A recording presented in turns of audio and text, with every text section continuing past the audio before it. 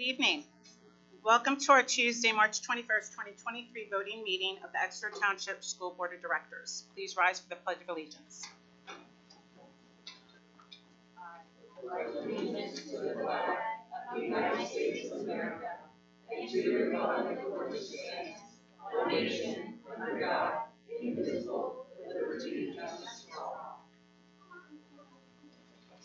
Mr. Fite, can you please take roll call? Dr. Ann Herring. Present. John Fiddler. Here. Dr. Andrea Battler. Here. Dr. David Hemberger. Here. Jason Mell. Here. Timothy Morgan. Here. Robert Quinter. Julia Schaefer. Here. Allison Wilson. 8 present, 1 absent. Thank you, Mr. Fike. In addition to the 8 board members in attendance this evening, we're also joined at the board table by our solicitor, Tom Warner, and members of the school district administration, including Dr. Christy Haller, superintendent, Mrs. Dawn Harris, assistant superintendent, Mrs. Diane Skornavaki, director of human resources, and Mr. Brian Fike, who serves as our business administrator as well as our board secretary. First item on the agenda is a student presentation. Dr. Haller. So I'd like to welcome all of you, and I'm also very excited to welcome 3 students from a Watton Creek and Mrs. Japina's class. We're still waiting on 1 student, but I'm very pleased to say that we have Rory Aston here, Logan Barnett, and Charlotte Lubis, who will be coming shortly. They worked on a writing piece in Mrs. Japina's 2nd grade classroom, and the assignment was to write to myself and the school board, giving their opinion as to whether we should go to year-round school. So we thought it would be fun to invite them in, 3 of the students, to share with everyone what their thoughts are about year-round school. So we're going to begin with Logan Barnett.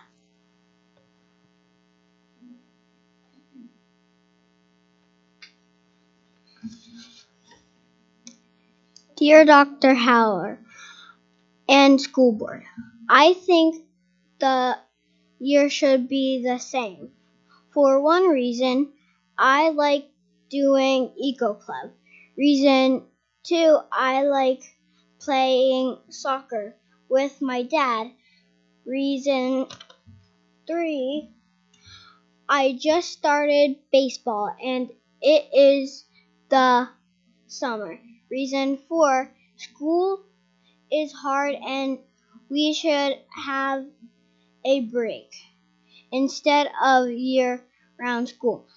Reason 5, I go camping all the time, so I need a lot of days off.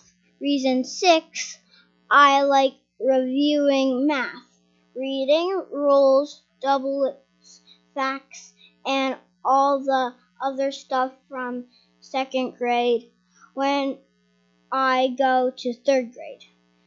That is why I think summer should stay the same. I hope I keep you posted. Bye-bye.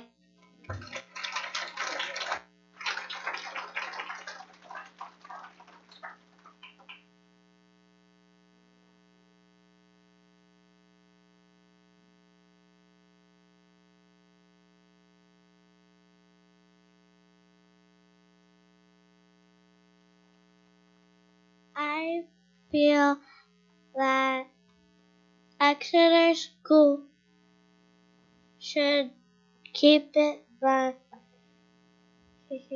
same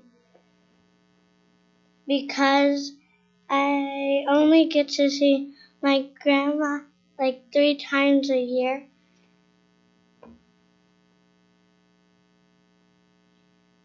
So if Exeter School shortens the summer, I might not see her that much. Another reason is my mom does not work full-time. Also, my dad can work from home sometimes. Another reason is that we would not have we would have less time to go to the pool or beach. Do you know why? It's because you have to plan when you are going to the pool or beach, and that takes days to do. And then you have to buy a beach house if you're going to the beach. Also, you don't have that much days to have vacation. With all those reasons, I think Exeter School should stay the same. Hope you enjoyed. Goodbye.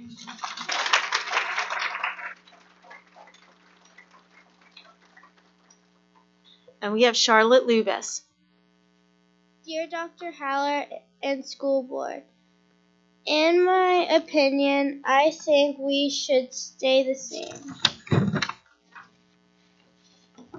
Let me begin by saying I think we should stay the same because I go to a community pool. I would never get time. Please don't change. Please. I love going to the pool. Dr. Hella, I know you love going to the pool, right? Plus, I never get time to watch movies. Those are the reasons I think our year should stay the same. Sincerely, Charlotte Lewis.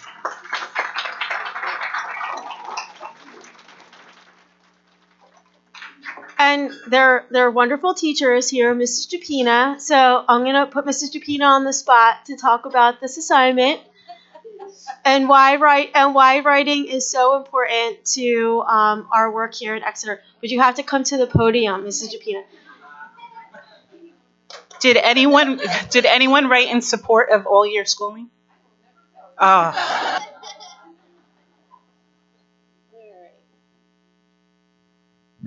Is that good? All right. Well, in second grade, we teach persuasive or opinion writing. And we all try to get the students passionate about what they're writing. So I introduced them to the concept of year-round schooling. And I showed them a little news clip where two different sisters, one went to year-round schooling and one had the other type of schooling. And I told them that you were, as a board, thinking of switching to year-round schooling to try to get them very passionate about the writing. And I actually had to pull two kids out in the hall because they started crying to tell them I was only kidding. And then at the end, I told them all the truth that we weren't actually moving to year-round schooling. But I got some very passionate pieces of writing, as you can see. Thank you, Mrs. Japina. And again, writing is such an important part of what we do. And with the pandemic, it was one of the many areas that really suffered because you really need to have that face-to-face time with a classroom teacher.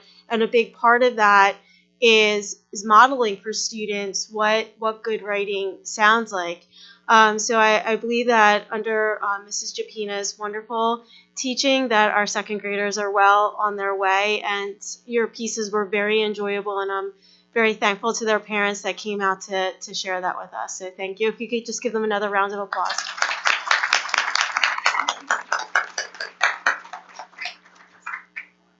All right. And they don't have to stay, but you're welcome to if you'd like. But you can leave. So all right. Thank you.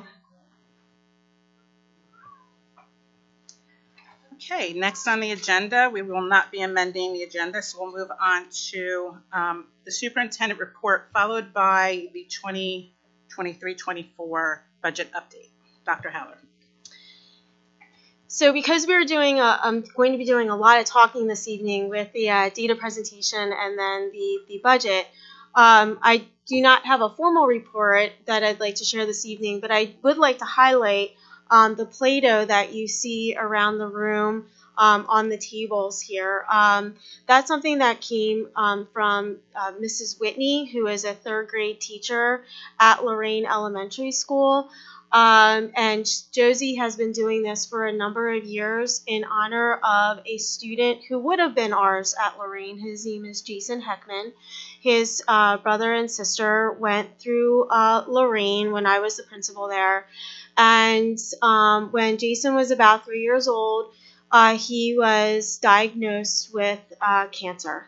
And he put up a very, very brave fight. Chop was amazing. His parents were there with him every step of the way.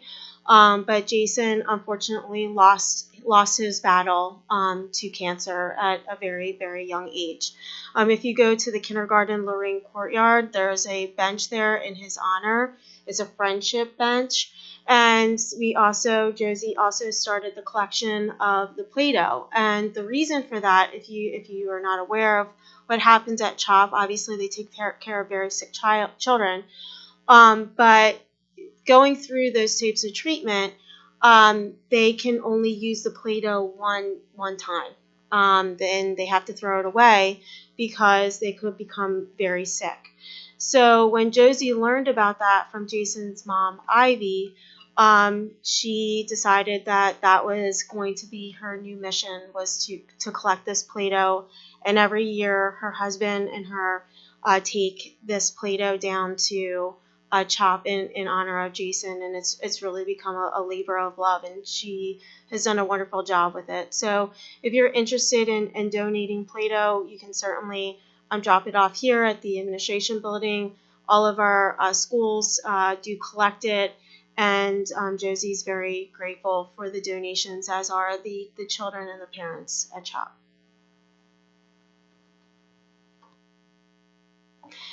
So now we get to go into the data presentation, and I'm very happy to say that we have Dr. Hoyt from the BCIU. Dr. Hoyt is a parent in the district, but he's a program administrator at the IU. We've been working very closely with Dr. Hoyt, and we're going to be really focusing mostly on ELA data, but some elements of of math data and science data, as well as graduation. But one of the things that we want to talk through is, what does improvement look like? What are we doing as a district to improve that data? So I think I'm going to come over to the podium so I don't have my back turned to everyone.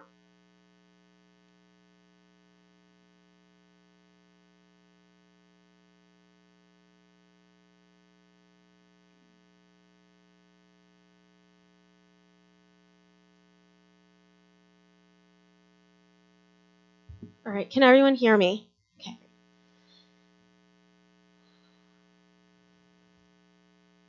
All right, Sheldon in the closet, the clicker is not working.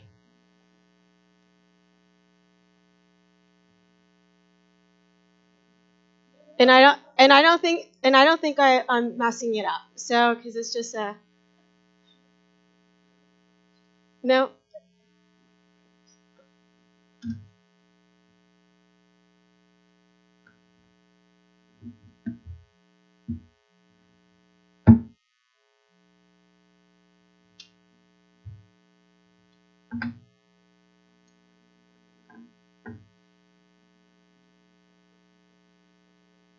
I know, that's what was my fear, honestly, that he was going to make me look like a big liar. Thanks, Sheldon.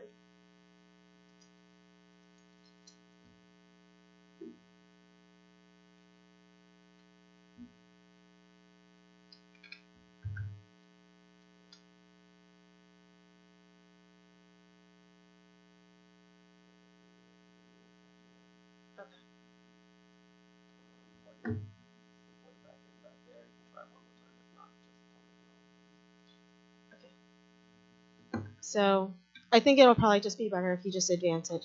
That's fine. Just keep the door cracked open in the closet so you can hear me.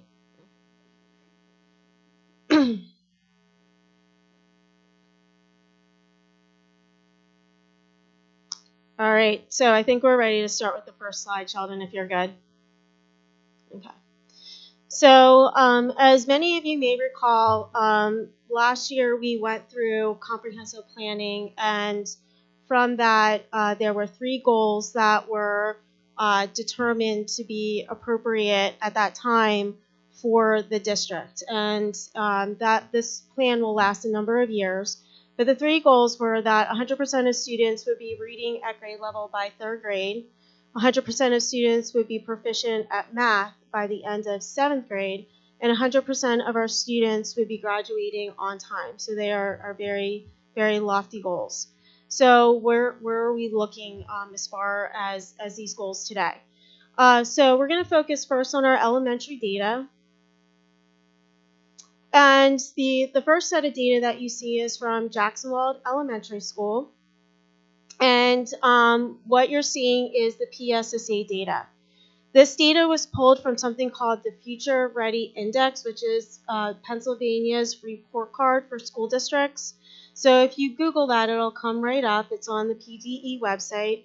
And you can see not just every school in the Exeter Township School District, but you can see any school in the state of Pennsylvania and see how they did on the PSSAs. So there's 2 numbers that you see, a top number and a bottom number. The top number is our student data. The bottom number is the data that is where the state goal is, like how the state is doing. So in ELA this year, our 3rd and 4th grade combined were at approximately 51.7% proficient. We were a little bit lower than what the state was, which was 54.1. In math, we were at 39.2. And the state was about 35.7. In science, which is only taken by our 4th graders, Jacksonwald was at 70.4, and the state was at 54.4%. So that was the area that we were the highest in. So Sheldon, if you go to the next slide.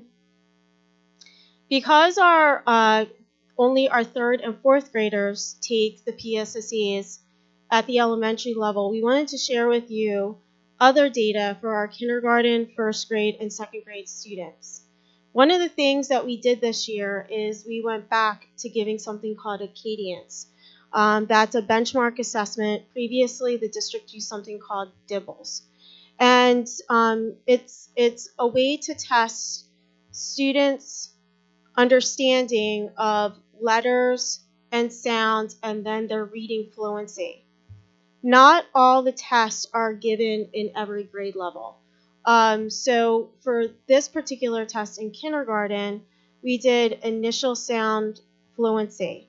And this test is only given to students in kindergarten in the beginning of the year, the first benchmark, and again in January. It's not given at the end of the year.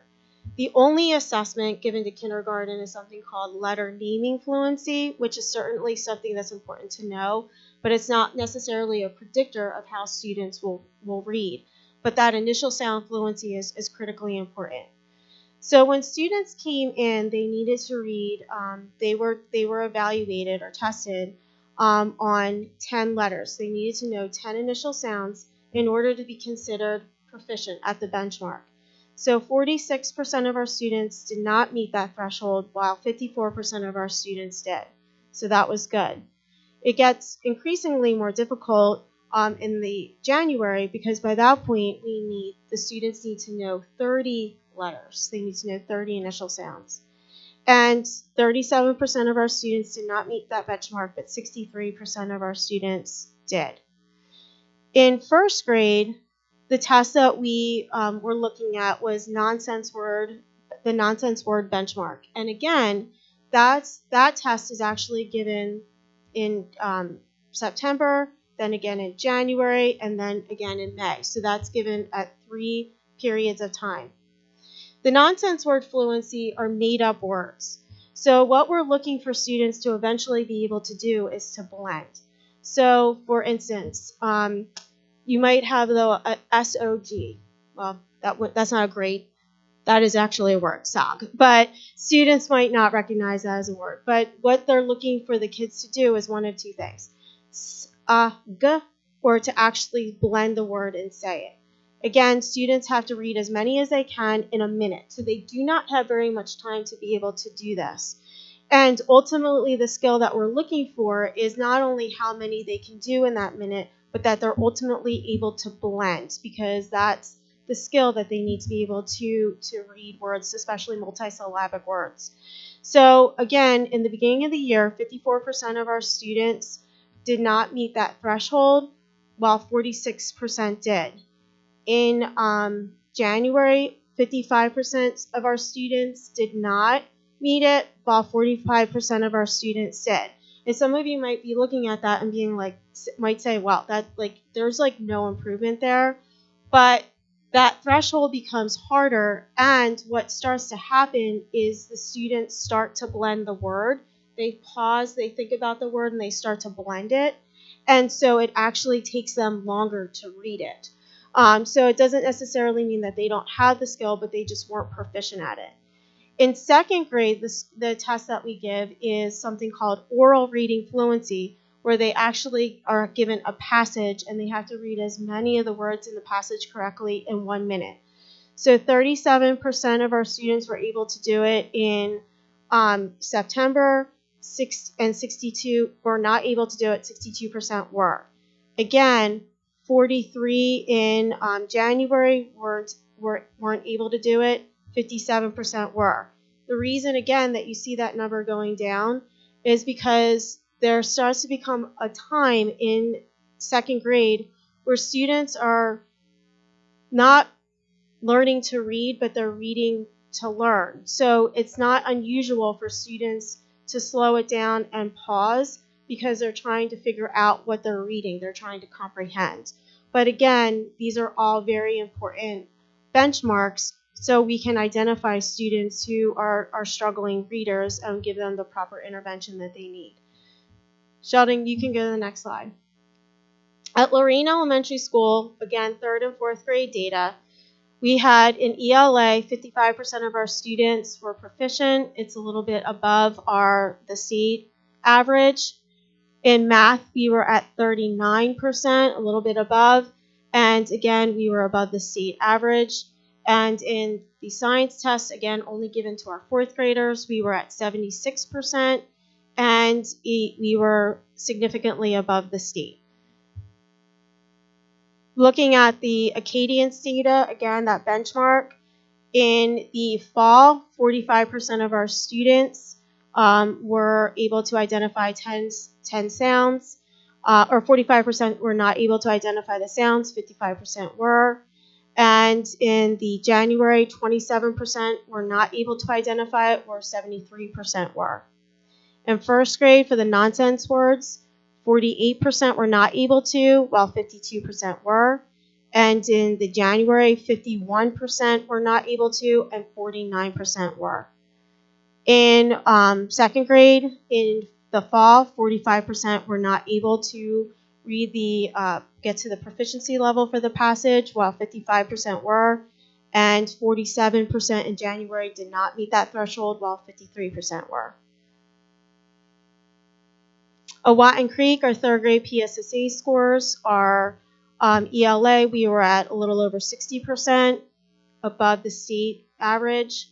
Math, we were at 49%, again above the state average. And in science, we were at 73%, again above the state average. Kindergarten, the beginning of the year, we were at 32%. Students could not name the 10 letters, while 68% were. And in January, 31% were not able to do it, while 69% were. In first grade nonsense words, you can see we were at 52% were not able to get to that threshold, while 40% were. And it was in January 50-50. In second grade, 36% of our students did not meet the threshold in the fall, while 64% were. And in January, 32% did not meet that threshold, while 68% did so. At the Reighton School, all of our students participate in PSSEs. They had the ELA, and I just want to point out that the reason why science is NA is because oftentimes that could be grouped in a middle school, but this is not a middle school, it's an intermediate school, so there was no data for them. But for ELA, they were at 65%, again, over the state average. And in math, we were at 41% above the state average. Looking to our secondary data, the junior high, we were above in ELA at a little over 62%, where the state was at 54%. Math was at 28.9%, where the state is at 35%. And the science, which is given in 8th grade, we were at 56%, and we were a little bit above the 54%. High school does not give PSSAs. They give something called the Keystones. They give it in ELA 10th grade, math in that 10th grade window, and it's a biology assessment. So in ELA, we were at over 70%, where it's at 54.1 for the state. Math, we were at 75.5, where the state is at 35.7. And in the biology keystone, we were at 47.3, and the state is at 54. Graduation is an area where there was significant work that was done over the last several years.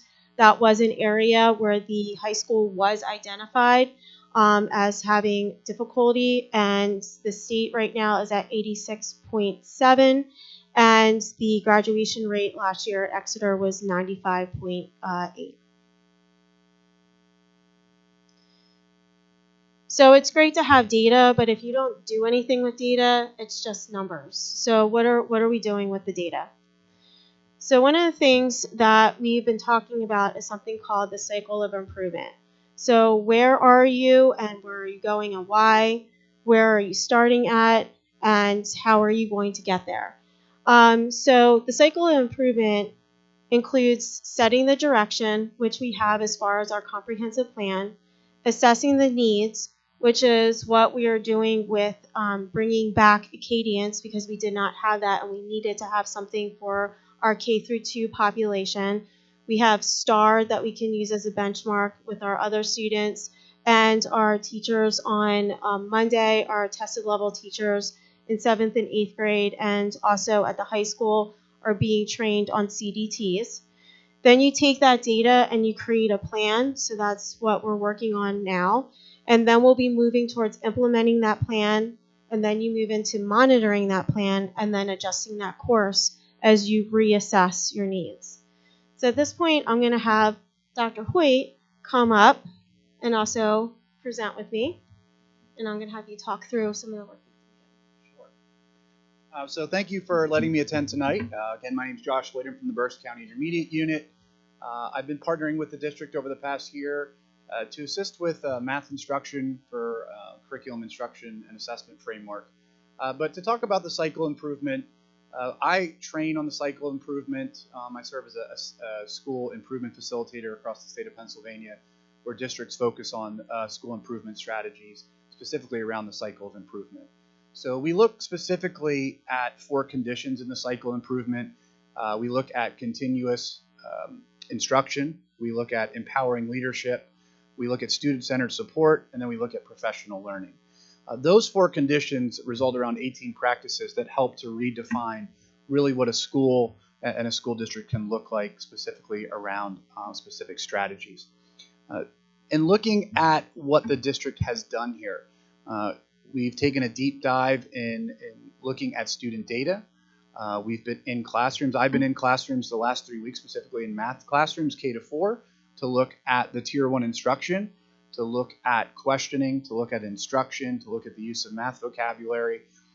So taking a look at both that quantitative and qualitative data to really get a gauge on what is it that can be done to do better in both from an instruction perspective, a curriculum, and assessment.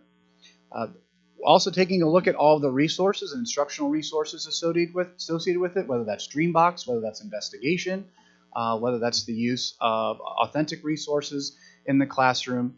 And from there, really giving recommendations and what priorities to move forward with, so that things are aligned to the state standard. They're aligned to evidence-based strategies within the classroom, within the school district, and to really help to develop a curricular framework that can support all of our teachers, all of our students, and all of our parents in a K-12 framework, so that they're prepared to graduate from Exeter Township School District. Part of this process really helps to dive into what's known as a root cause analysis. And the best way to really look at something like that is to keep asking the question, why? One of the best strategies to engage in root cause analysis is the 5 why strategy. So if the issue is, our students are not graduating, why is that? Well, maybe they're not graduating because they're not meeting state standards. Why is that? And eventually you get down to what that root cause is, so that you can look at both the student-centered problem and the learner-centered problem, and then to target some strategies specific to that. Many of those evidence-based strategies that are looking specifically at are around the implementation of the various programs that are being used in the district. Are those tier 1, 2, and 3 ESSA-based as far as evidence goes? What kind of data are we collecting to support that? And there's various different strategies that I'll let Dr. Haller go a little bit deeper into here. But from the math lens, looking at formative assessment tools to support instruction, like IXL, like Dreambox, that serve as not a replacement of the curriculum, but as a tool to support what's going on in a standards-based environment or an early mathematical standards environment if they're catered to. So as Dr. Hoyt said, he has been a huge support with the math. We know that we have a lot of work to do in that area. I know that when you look at the junior high score, it is, startling. I do think it's also important to remember that we did come off a pandemic, and instruction was impacted, and we're not the only district that is suffering from that. However, that's no excuse for working to find ways to improve. So one of the things that we were doing on Monday is we spent time and had our teachers, again, working in collaborative groups to look at the data that we had or receive training from the IU on the CDTs to see, again, what those root causes are. It's also one of the reasons why we had, as a administrative team, revamped our calendar so we could make sure that we had enough professional development time to really tackle some of these needs. Because, again, as I started out by saying, it's great to have data, but if you don't do anything with it, if you don't develop a plan, it's just simply numbers on a paper. You have to look at that data, determine what the root cause is, formulate the plan as to how you're going to address it, and then implement it, and then reassess and have teachers have that time to collaborate on it again and make those instructional changes. Knowing what where we were, and then what had been in place and what was coming down the pike, there were other things that we had moved forward to this year. So for instance, something called Chapter 49 was recently passed, and a large part of it has to do with ELA instruction. Exeter is probably a lot better off than I suspect many other districts because we are a balanced literacy school district. And in being so, we have programs that were specific to the areas that are being addressed in Chapter 49, specifically phonemic awareness and phonics. Last year that the Fontes and Pinnell program was brought in, and that is a great program. I'm not going to argue with that, but it's not the be-all to end-all. So one of the things that we brought back was something called Hegarty. And Hegarty is specific for K1 and 2, and it tackles that phonemic awareness component, which is a requirement for us to address in Chapter 49. So our teachers are already trained.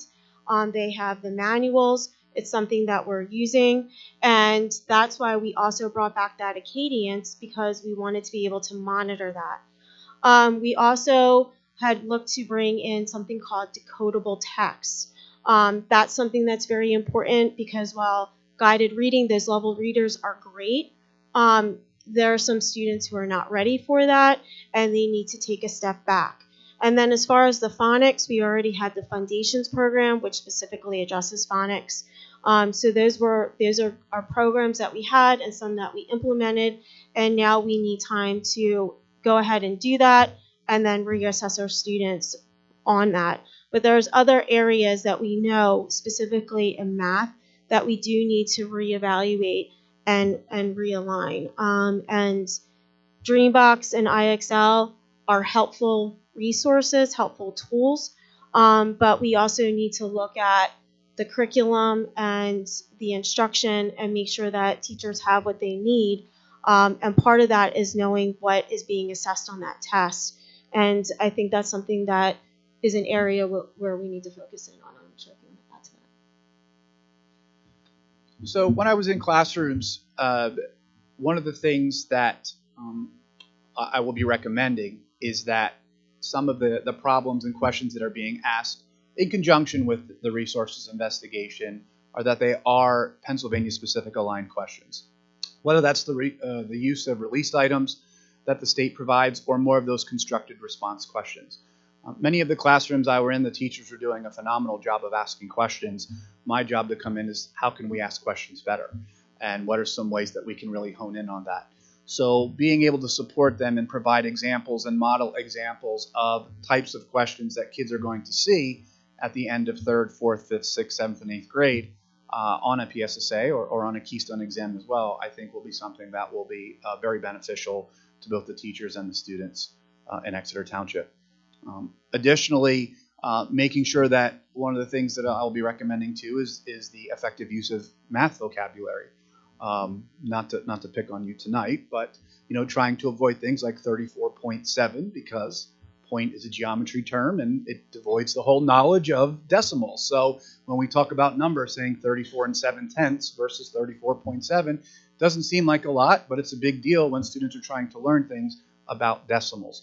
So math vocabulary is something that I'm very passionate about and something that I will be recommending about how we really speak a lot more mathematically fluently. So those are just some of the things that I'll be offering support with teachers in mathematics. But it has been a pleasure coming into the classrooms and seeing everything. I know there were some questions the last time I was here about have I gotten a chance to go in to see instruction. And with the exception of a couple classrooms that I'm going on the 31st of March, I will pretty much been every single classroom K to 4 for math in the 3 elementary schools. So it was really exciting to go in, and I felt bad for some of the classrooms I went in because I coach a lot of those kids. So they were like, "What are you doing here?" But it was great to come in and see them. But more importantly, just to see the quality of instruction that is occurring in the K to 4 environment. So thank you for that opportunity, and I really appreciate that. And again, I'd just like to say thank you to the IU for their support, Dr. Hoyt coming in for math, but also Dr. Dan Richards coming in on Monday to provide professional development on the CDTs, and Mrs. Lynn Hilt coming in to work with our science teachers, because in addition to other things that are coming down from PDE, there's also something called the Next Generation Science Standards that we are going to be required to implement. And we want to make sure that our teachers have a good, strong understanding of what those are, because it will take, we will need to look at curriculum. There will need to be curriculum realignment. There will need to be materials purchased. And so there's a lot of work to be done in that area as well. And the IU has been extremely helpful and supportive in helping us complete some of those tasks and get underway with them. So thank you. Does anybody have any questions? I have one question. First of all, thank you, Dr. Heller and Dr. Hoyt. I appreciate all your work you're doing to create a long-term plan for our students. Just out of curiosity, because I really don't know a lot about this stuff, the junior high and the high school in math scores, there's a very, very large disparity. And you see, I mean, there's no, that disparity happens at, presumably from somewhere between at the end of 8th grade and into high school. Why do we see such a huge jump in high school, and why aren't we, why wouldn't we expect to see that continual acceleration from primary all the way through 12th grade? Well, one of the things I'll say first is that when you talk about the Keystone Algebra 1 exam, it's an anomaly in the state of Pennsylvania because it's not a grade-specific exam like the ELA test is.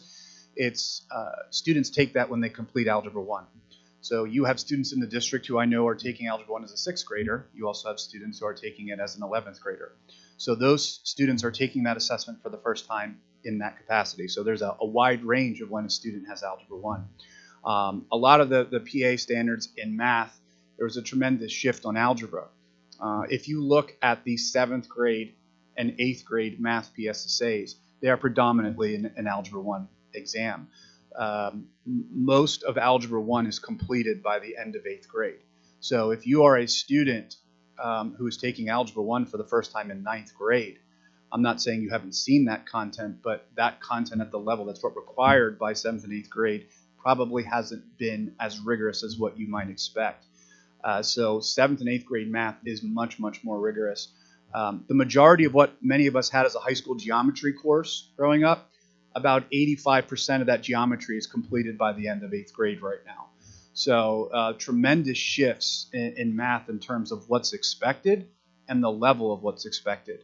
If you're an 8th grade student and you're in Algebra 1 right now, there's double dipping content for existing system of equations, for example, is content that's assessed on both the Algebra 1 Keystone and on the 8th grade PSSA. If you talk to people from the department, they will tell you, math specialists will tell you that the level of expectation on the 8th grade PSSA is actually more rigorous than what's expected on the Keystone exam, which is treated as a high school graduation assessment. So math definitely becomes much more rigorous.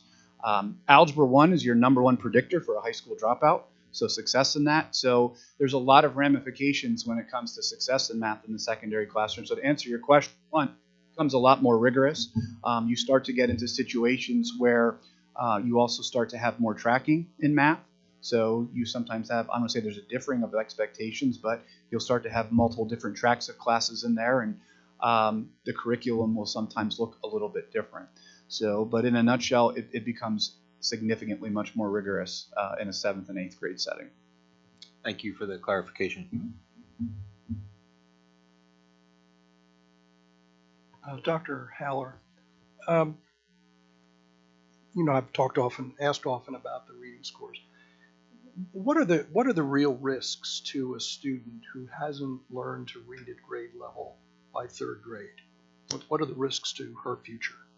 So oftentimes people use 3rd grade as the measure for when students need to be proficient by. And I believe that probably came out of No Child Left Behind, because that's when they started talking about 3rd grade. But a number of years ago, when I was a principal, we went through training through Patan, and they gave us the measure that students really need to be proficient by the end of 1st grade. So that's why we are really looking at 1st graders, and that is very significant because having been a former 2nd grade teacher, in 2nd grade you see a very specific shift. So in the beginning of the year, students are still learning to read. By the middle of 2nd grade, towards the end of 2nd grade, they're reading to learn. So that's when they're starting to apply skills, like really looking at texts that are significantly more complex. That's when you start to see really those multisyllabic words. So if students do not have those basic fundamental skills of knowing initial sounds and then being able to blend, then they're not able to do something called decode. And if you can't decode, then you essentially cannot sound out multisyllabic words. And the less that you're able to read fluently, the less you're able to understand what you're reading, because you're essentially missing words in the passage, and then you're missing the context of that passage. So students who are not able to read are not they're not also able oftentimes to do math. Oftentimes, and before, people would say, well, if you struggle with reading, you probably do really well in math. That's no longer the case, because literacy is pervasive. So it is critically important that students know how to read, and so that they will be successful in other content areas as well. Thank you. Dr. Hoyt talked about algebra being the predictor of whether someone's going to graduate. Did I get that right? It's a predictor? It's a success in Algebra 1 is a Okay. strong determinant whether a student will drop out of high Okay, school. so back to Dr. Haller. Is there a similar predictor in the reading or ELA area for kids in whatever grade? In Yeah, other words, if the they only haven't- the only one, not to interrupt you, sorry, the only one that I'm aware of is that I know that there is a correlation between the number of prisons that are built and what a third grade, the number of students who are reading by the end of third grade. That's the only statistic that I'm aware of in terms of the importance of that. I can piggyback on the concept of also to answer Mr. Morgan's question about math, is that the thing that I do a lot of trainings and we struggle with right now is, are we measuring a child's ability to solve a math problem? Are we measuring a child's ability to read, decode, comprehend, and solve a math problem? I think all of us sitting in the room right now realize those are two different skills, but in the eyes of the state of Pennsylvania, they are assessed as a math skill. So it has a tremendous impact, the reading does. There's a lot of districts and a lot of statewide data that shows a very strong correlation with a student's 6th grade ELA PSSA score and their Keystone Algebra 1 score. So meaning that if I meet the expectation on my 6th grade ELA PSSA, I am more than likely to meet the expectation on my Keystone Algebra 1 exam. And I guess back to Dr. Haller, regardless of what grade, the number I've cited, as you know, is that 40% of third graders that couldn't read at grade level 2 years ago. Can you talk for a few minutes about what we do for those kids who aren't reading at grade level at whatever grade? Sure. How do we identify them, and what do we do for them to make sure that when they get to 4th grade or whatever the next grade is, they're ready to go and not playing catch up for the first 3 months of the year? So I just want to say thank you for Dr. Hoyt, because I couldn't think of that fact off the top of my head. Kind of stunned me there, but I should have known that was coming. But that's a great question. So really where it starts is your core instruction. So the better your core instruction is, the less students that you should have receiving intervention. And they oftentimes, if you Google it, it's a pyramid. So you have your core instruction, and then as the pyramid goes up, you have less students that should be receiving intervention. Right now, that's not the way necessarily our pyramid looks, because we have a number of students that are not at level, so they do really need intervention. So what does that look like? So that's why things like Acadience and STAR assessment are critically important, so we can determine what that root cause is for why students are not reading at a grade level or why they're not progressing. So what happens is our reading specialists, in conjunction with our teachers, give an assessment. They see which students are proficient, which students are not proficient, and they look at that data. And then from that data, they look at our interventions that we offer, that we have, and then we put those students in those interventions to match those areas of need. We still do have students in 4th grade that do need support. In 4th grade, oftentimes, it might not be a matter of that they're not a fluent reader. It's a matter of they're not comprehending what they're reading. So that looks very different than a 1st grader who is struggling with decoding text, which is why we got those decodable books, because it helps students develop that skill. So depending on where those students are, then it depends on the intervention. Now, kind of going into Mrs. Harris's lane, if we have a student that we have provided intervention for and we've been assessing, and that student does not seem to be progressing, and we've changed intervention and we've reassessed, then we start to look at, are we looking at some type of learning disability? And Dawn, if you could expand upon that piece, because I think that's important to note. Sure.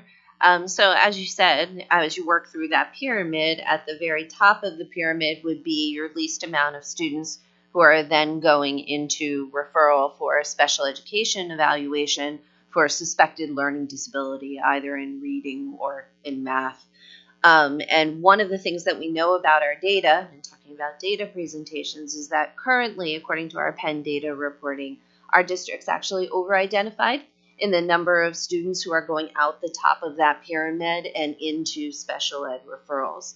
And what that tells us is that we need to be looking at exactly the things that Dr. Haller is talking about, with improving core instruction at Tier 1 for all students, and then additionally making sure that we have sensitive tools that are monitoring and looking at diagnostic assessments for students as they move through that tiered intervention, so that we're matching up interventions with what the actual needs are. Anyone who tries to sell you a story about one-stop shopping for intervention, or that, there's only one quick fix and this is the program you need to do that's not the case, because students, as you can see, have a variety of different things that go into building reading skills, right?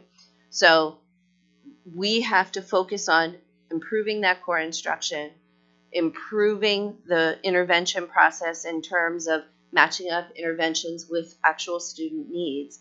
And then, theoretically, at the top of that pyramid, there should be less students coming out the top of that pyramid into that referral process.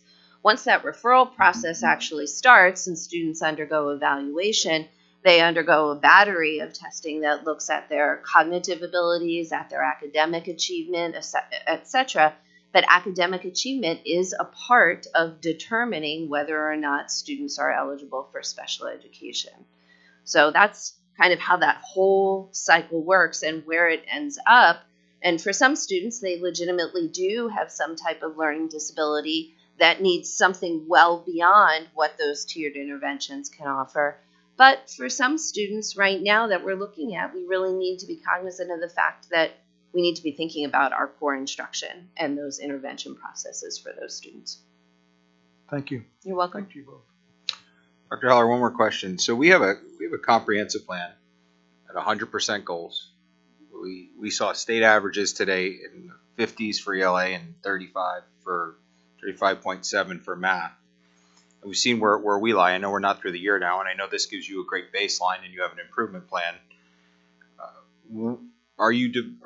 Is the district going to be developing benchmarks on where they want to see improvement scores get to year after year after year? I mean, obviously we're not going to be expecting 100% fluency by the end of this year, or I would assume the end of next year based on state averages. So how does the district work to develop, this is where our baseline is, this is where we'd like to see to get to in a year, in 3 years, in 5 years? How do you develop that data plan as you move forward?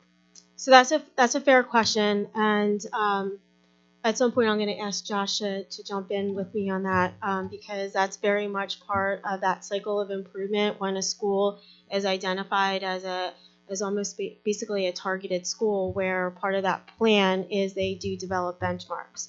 So that's something that ideally should happen. The difficulty sometimes is that you're dealing with a different cohort of kids. So, we can develop the benchmark for this next incoming third grade class, but we should really be looking at what they're doing in second grade, but also tracking the improvement of our instruction and the interventions that we're doing because of that triangle that we're talking about. So we should be definitely looking at those benchmarks, developing those benchmarks.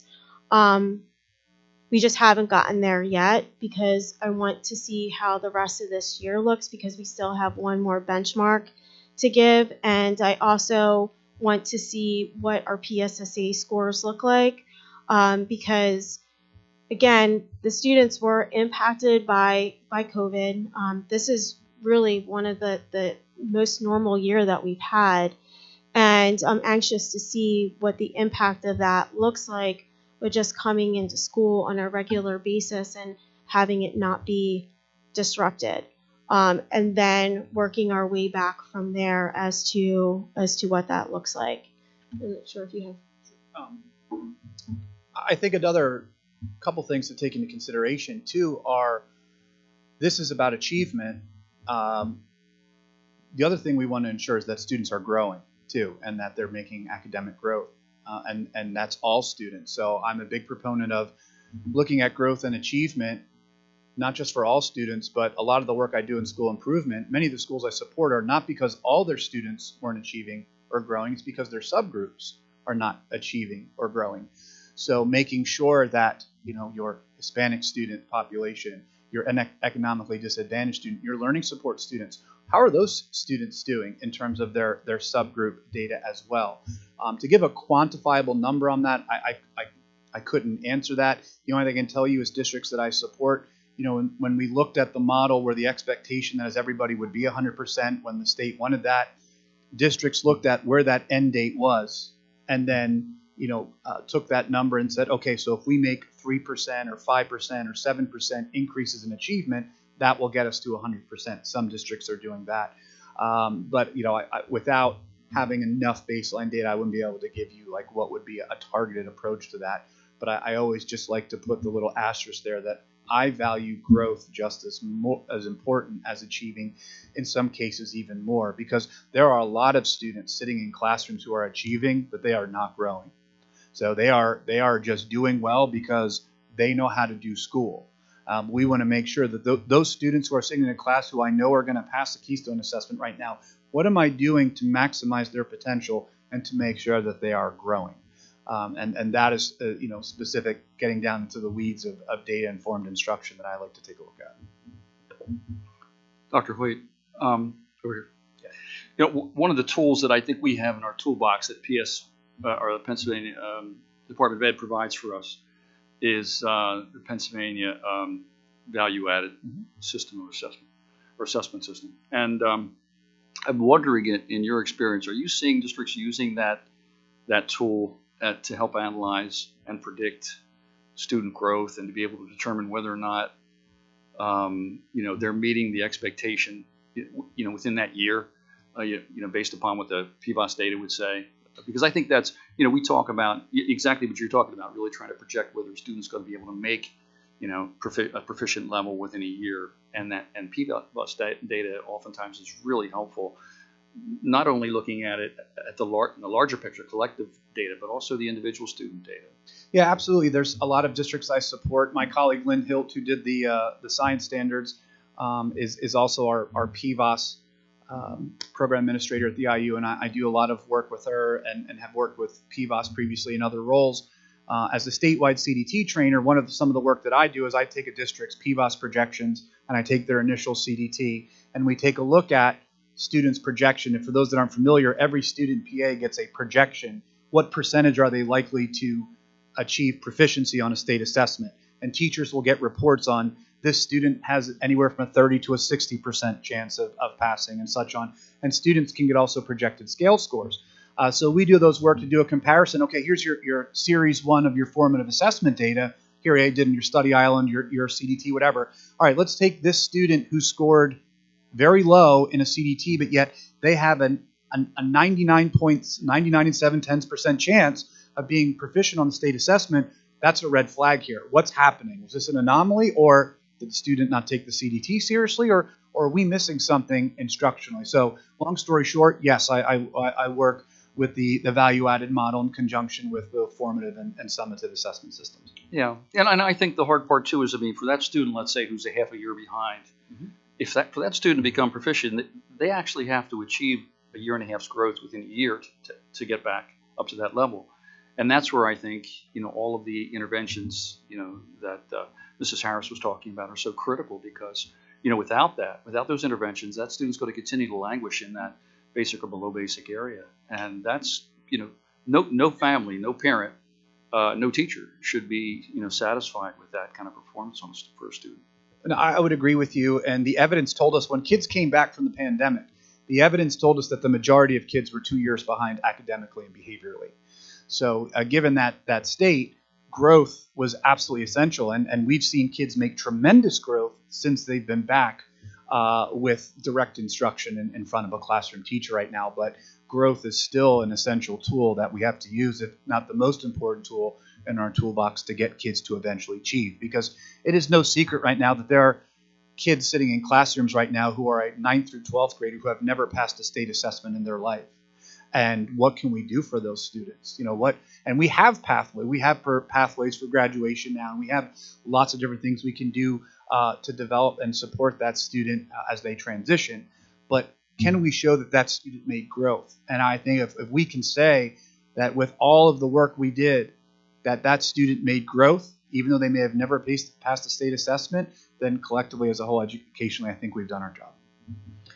I think Dr. Hoyt hits upon a really important point in that question about PVAS, which is that it's not one singular point of data that we should be looking at, that we should be looking at multiple points of data and the nuances in understanding those points of data and what they mean for each child.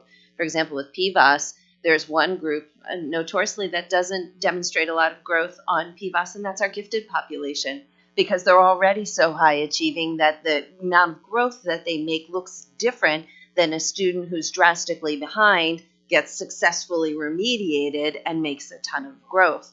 So as Dr. Hoyt said, that's one point of data, but I think Dr. Haller's point is that we're trying to look at a series and collection of data points, curriculum-based standardized assessments, diagnostic assessments, etc., in order to understand a true picture of each student, and then design and instructional strategies for those students based on that.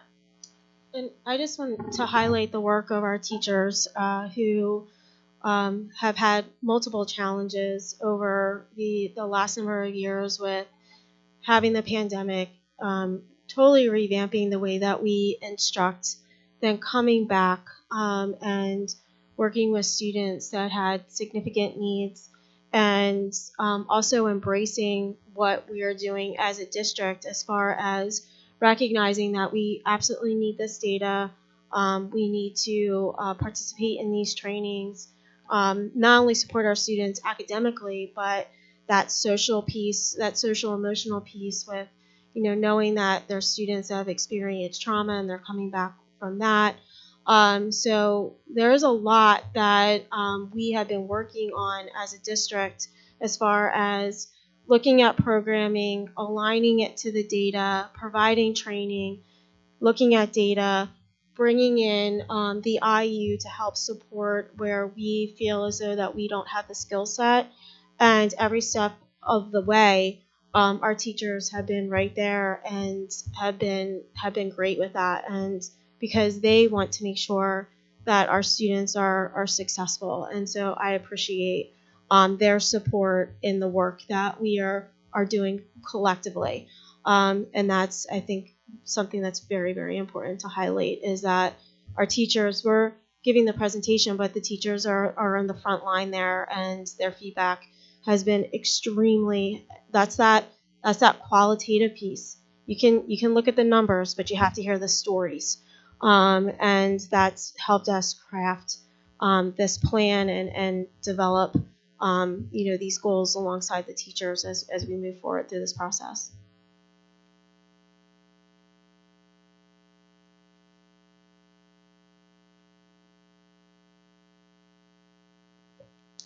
Thank you, Dr. Hoyt. I appreciate that. Thank you.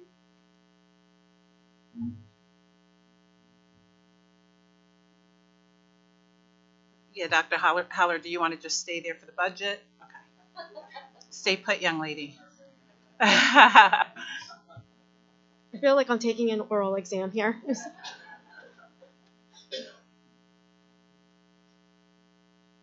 Now you can show your math skills. All right, now come on. So I was already constructively criticized by Dr. Hoyt, so. I'm sure you will. Okay, so on to the budget.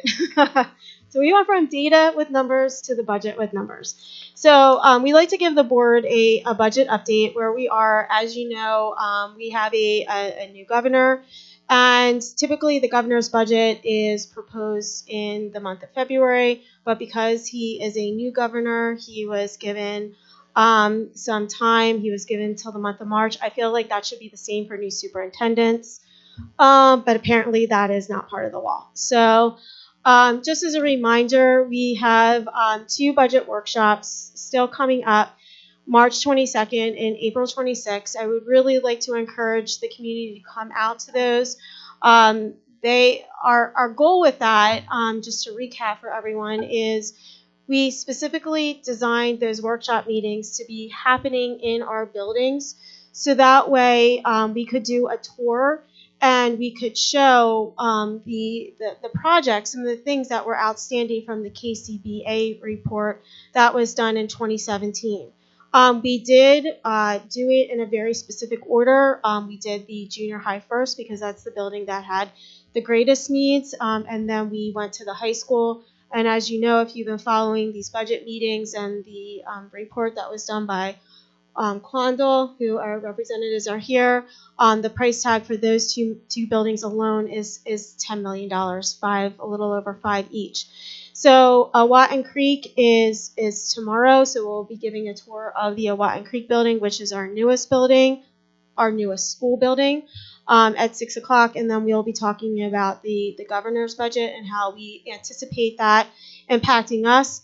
However, it's not finalized, so again, as we've said previously, that's the challenge with school budgets, is it's based on assumptions. And then our last proposed budget workshop meeting will be at the new transportation center, and that's going to finalize the challenges and the changes that we've experienced through this process. It's all very riveting, so I invite you all to come and be part of that. And then that's just a recap of the workshop dates that we've had. And if you haven't been able to come, we have a site dedicated on our webpage. So if you go to our webpage and you look at where it says budget, you can see the PowerPoint presentation from each of those presentations, as well as a recap of what was discussed, so you can get up to speed on that. And then just again, we welcome our families' input, our parents, our families, our taxpayers, the Exeter community during this process. And again, another plug, we hope that you consider participating. We have a very specific timeline that we need to follow to craft the budget. And this is the last section of that. One of the biggest things that happens very early on is the board needs to decide if they're going to pass the Act 1 resolution. You have done that, and that just means that you're not going to raise taxes to the index. So we are not doing that. But if you'd like to see the entire timeline, you can do that by clicking the link, and it is on our budget workshop notes that it's all there. Our goal through this entire process is to have our expenditures meet our revenue, which simply means that we want to create a budget that is balanced. And that is very challenging to do. And we'd like to be able to do that without taking from our fund balance, which is our reserves. And as you heard from us before, if you don't have a healthy fund balance, it does impact your Standard & Poor's rating, which is important for districts. This is just a review of where the revenue comes from. This was last year. We do have a slide which is anticipated. It's an estimate. But the majority of the money does come from taxpayers. It's 67%. It's not a small number. And we recognize that as posing a challenge to members of the community. It's no secret that I'm a member here. I'm a taxpayer in the community as well. So I have a very clear understanding of what that means. So 67%, $54 million, a little over $54 million, comes from our taxpayers. About 30% comes from the state through revenues and grants, and 3% comes from federal revenue and grants. This is what we anticipate it looking like for this coming year. So 68% is coming from local revenue, 30% is the estimate from state and revenue and grants, and the contribution from federal revenue and grants, we expect there to be a decrease.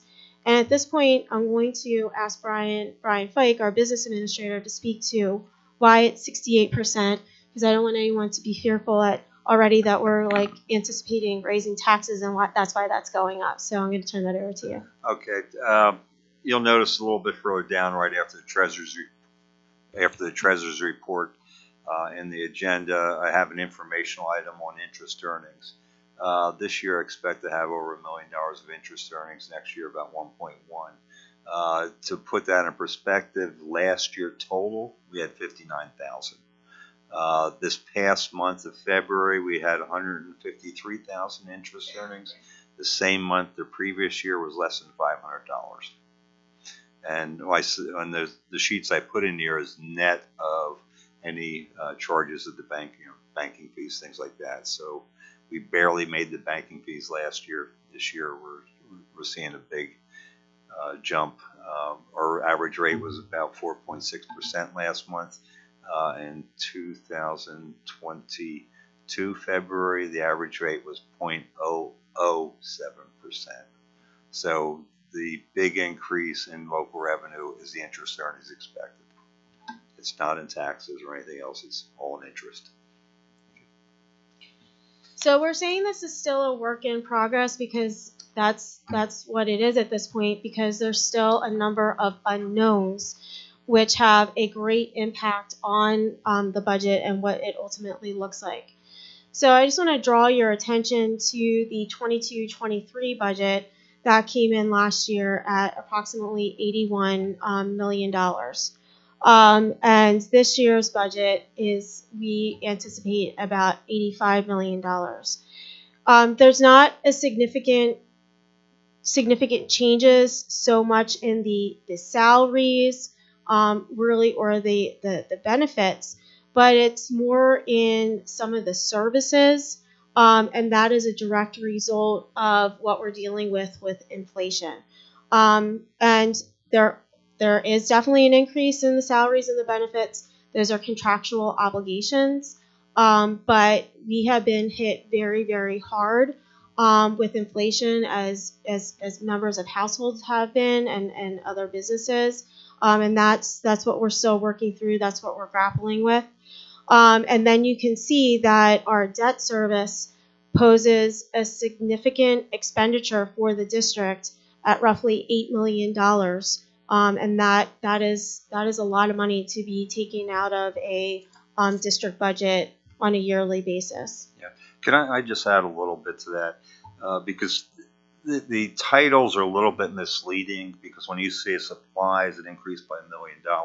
Supplies includes everything from gasoline to utilities, electric. We know that our existing electric contract, which we signed 5 years ago, we were at 3.2 cents a kilowatt hour. As of June of this year, we're going to 7.2 cents, and we actually locked in lower than what the current rate is for the next 18 months. But there's a $400 and some thousand increase. Gasoline, the previous year, we're at $1.68 for diesel. We're paying, I think, $3.70 something a gallon for diesel. And when I say that's what we're paying, because we don't pay tax on that, it's a no tax price. Same thing with gasoline. Heating oil, we really don't have that much, but we did see a slight increase in propane and natural gas this past year. So when you look at supplies, of course there's toilet paper and cleaning supplies and paper towels, but the majority of that is actually, if you want to call it, utilities or supplies to keep the district running. It's not all paper. So. Well, if you don't mind me interjecting here too, while we're talking about the supplies being $1 million, we also see the benefits over $1 million here in the change from year to year. Do we know what's driving that? Is that a combination of PSERS contributions and healthcare increase? Can you speak to that? Actually, the PSERS contributions dropped almost 1% this year, but they expect them to go up 2% next year. The big change was our medical went up 9 3/4%. Okay. Yeah. And that's through the Berks County Consortium. Health Trust. Yeah. Correct. So as we said, there's notable increases on the leasing of buses, the contractual obligations that we have, the supplies, as Brian already noted, and the need to obviously have maintenance contracts to maintain our buildings that we are, legally required to have, and also that just keep our buildings safe. So where are we now? So when we had our budget meeting in December, we presented a budget that obviously did not include restructuring. Since that time, we have entered into that discussion as to what that potentially looks like. What the budget will look like without the restructuring right now is that we would be at a $2 million deficit. And with the restructuring, we're looking at a little over $130,000 deficit. But again, I'd like to also stress that this is still a work in progress. We're still looking at personnel. We're still looking at technology, and I'll talk about that a little bit later on in the presentation. Does anybody have any questions? I have a question. Okay, go ahead. When you say restructuring, you mean the debt restructuring? Is that Yes. what that refers to? Correct. Correct. So I have a question. Could we go back to the budget slide? Sure. So if I did my numbers correctly, that says about $8.6 million in debt service, which we're going to take down to, as of our presentation 2 weeks ago, to about $5.3 million. And then when you take the additional $1.1 million that we're getting in interest this year, I have that takes the budget down to $80,913,701, which puts us in the positive from last year, $892,000. So I'm just trying to figure out where my math is wrong, because according to this, based on the information we got 2 weeks ago, if we do the debt reschedule, it looks to me like we are actually saving money on the budget next year if you add the interest that we just talked about at $1.1 million. But you have to add back the contracted increases on expenses. What I took for the debt restructuring was $2.1 million savings, decrease in the debt by $2.1 million. Because at the same point during our budget discussions, we talked about the maintenance requirements over the next 6 years of $2.5 million. So I built that into the operational budget of close to $450,000 a year. So you're saying we would have to add $450,000 back to that? I added that back in because cars, things that are going to be less than 15 years lifespan, like the vehicles, I'm trying to think of all the the vehicles, you have to regularly maintain your playgrounds. Those types of things. Yeah, but again, I'm still showing a savings of almost $900,000 because you're adding in that interest of 1.1. I mean, I'm just saying according to these numbers that we're seeing on the slide. Even if you add that 400 back, if you added 500 back, we're still in the positive of almost 300 grand. So that 1.1 in revenues in that revenues figure for 23, 24, the current one. In the revenue figure. If you go March 23rd, we have 83,012.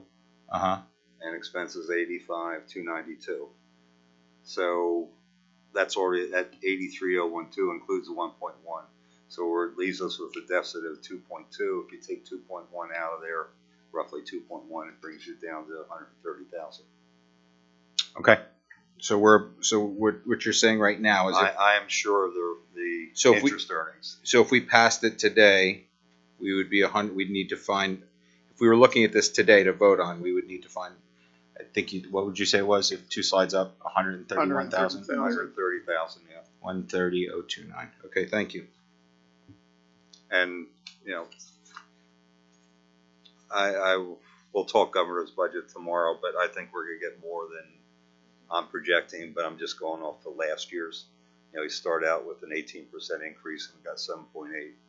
So I took the same percentage last year. I'm hoping he'll get 50% of what he's asking for, and that'll bring us to zero. And the number that you're decreasing, you said it was 2.1 million. You're decreasing it by for the debt restructure. Right. Is that just an estimate, or is that actually? That's the difference between what the debt restructure would be, and then putting aside $60,000 or so That's with the four. Okay. for regular maintenance replacement that doesn't have lifespan of 15 years or more, like the pickup trucks, the playgrounds, things that aren't going to last the life of the bond, which we talked about before. We shouldn't finance things that are going to be less than the life. But we also do have the option to take that out of capital if we chose to, correct? Since we have a $3 million surplus in the capital.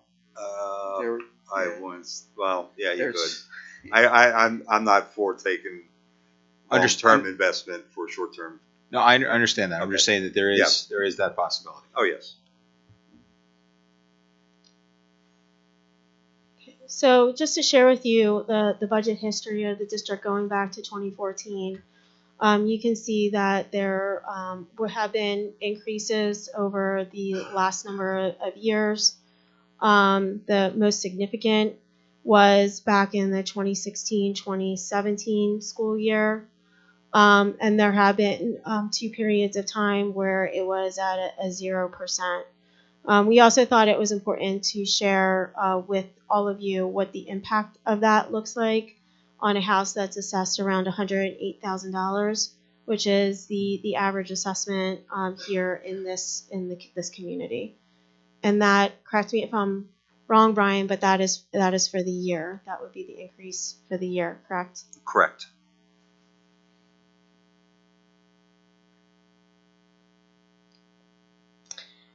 And I'm sure as you're noticing, and as I certainly noticed today when we were reviewing this and going over these numbers, it is startling to see that in 2014, 2015, that the budget was around $68 million.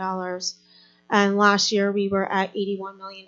And if I were, a taxpayer, I would be asking, well, why is that? We obviously know that inflation this past year has been a significant factor. But we've also had a number of unfunded mandates that we are required to, as a school district, to incur those expenses, and that has placed a burden on taxpayers. And not to put Dr. Hemberger on the spot, but Dr. Hemberger has been very active in that role of reporting back to the board over the last number, I guess, Dr. Hemberger, 8 years. And talking about the importance of advocacy, and this is why, because the amount of money that we are getting to support our schools is truly on the back of our community taxpayers, and it's unfortunate, but it's the system that we're in, and so the advocacy part is critically important. Dr. Haller, could you give me another round and the public, maybe for the first time, what is an unfunded mandate, and could you give some examples? I'll give you my favorite one. Okay. Charter schools, cyber charter schools. So it's great to have options. It's great. I did not go to public school. I actually went to Catholic school. It's great to have options. But cyber charter schools are just that. They're cyber charter schools. They're not brick and mortar schools. And we pay the same tuition for the students to be able to learn in their home, and perhaps that is really the best way for some students to learn. But they don't have all the maintenance requirements that you're grappling with right now and looking at the restructuring. They don't have the playgrounds to maintain. They don't have the bus fleets to replace. They don't have the trucks. They don't have electricity or water or cherished toilet paper. They don't have any of that. But we pay that same amount for students to go to a cyber school. That costs this school district approximately $1.8 million on a year-to-year basis, and it's something that our taxpayers are paying, and we offer our own cyber school option here in Exeter, but you're not required to use our option. And if you're not using our option, then we do have to pay for students to select to use the other option. Again, certainly their choice. Everyone should have choice. But it does take away from what we're doing here in our school district, and we do offer our own cyber charter school. So again, I'm sure it's great for some students, and this is the best way for them to learn, but there does need to be some legislation around that, and I'm not sure if anybody else would like to add to that, but that's a big one that typically comes up. And when you say unfunded by whom? So, Or by what? correct me if I'm wrong in my history lesson, but I do believe that when first cyber charter schools first started, there was funding from the state to offset if families wanted to select that option. As cyber charter schools have grown, that is no longer the case, and that cost is incurred by the public schools, by the taxpayers here. All right. Thank you. And I can add to that. Every year the state determines, or we have to determine, a cost per student. So our rate this year was like $15,000 for regular ed. Maybe Daniel Boone's is $16,000. That charter school gets the same amount from us for that student that doesn't go to brick and mortar, doesn't have to support. So we're paying them $15,000. If they get a Daniel Boone student, they might be getting $16,000. If they get a writing student, they might be getting $18,000, and they're not covering their brick and mortar costs. So that's, to me, it's an unfunded. The other thing's unfunded. A lot of the training, the required training that we have to put 3 people through and add extra hours for from the state, can add up to 12, 15 hours a year that we're not getting reimbursed for, which we have to give so much instruction in classrooms, so then we have to make sure we have time or extra time for teachers or staff to take that training. There are other unfunded mandates, if you want to call it, but it's good to have rules and training, but it's costing us money to do those things. Thank you. There are a couple of things too, just to put a period on this, on my day-to-day advice to the districts and districts, all my clients, that are sort of hidden unfunded mandates that those don't realize exist. 2 of the most common ones, all of which, by the way, are well-intentioned, but still falling on local taxpayers, are, I believe that earlier was mentioned, the gifted education mandate. That is completely unfunded. So the district has an obligation to find, identify, and appropriately program for gifted students. Great thing, unfunded.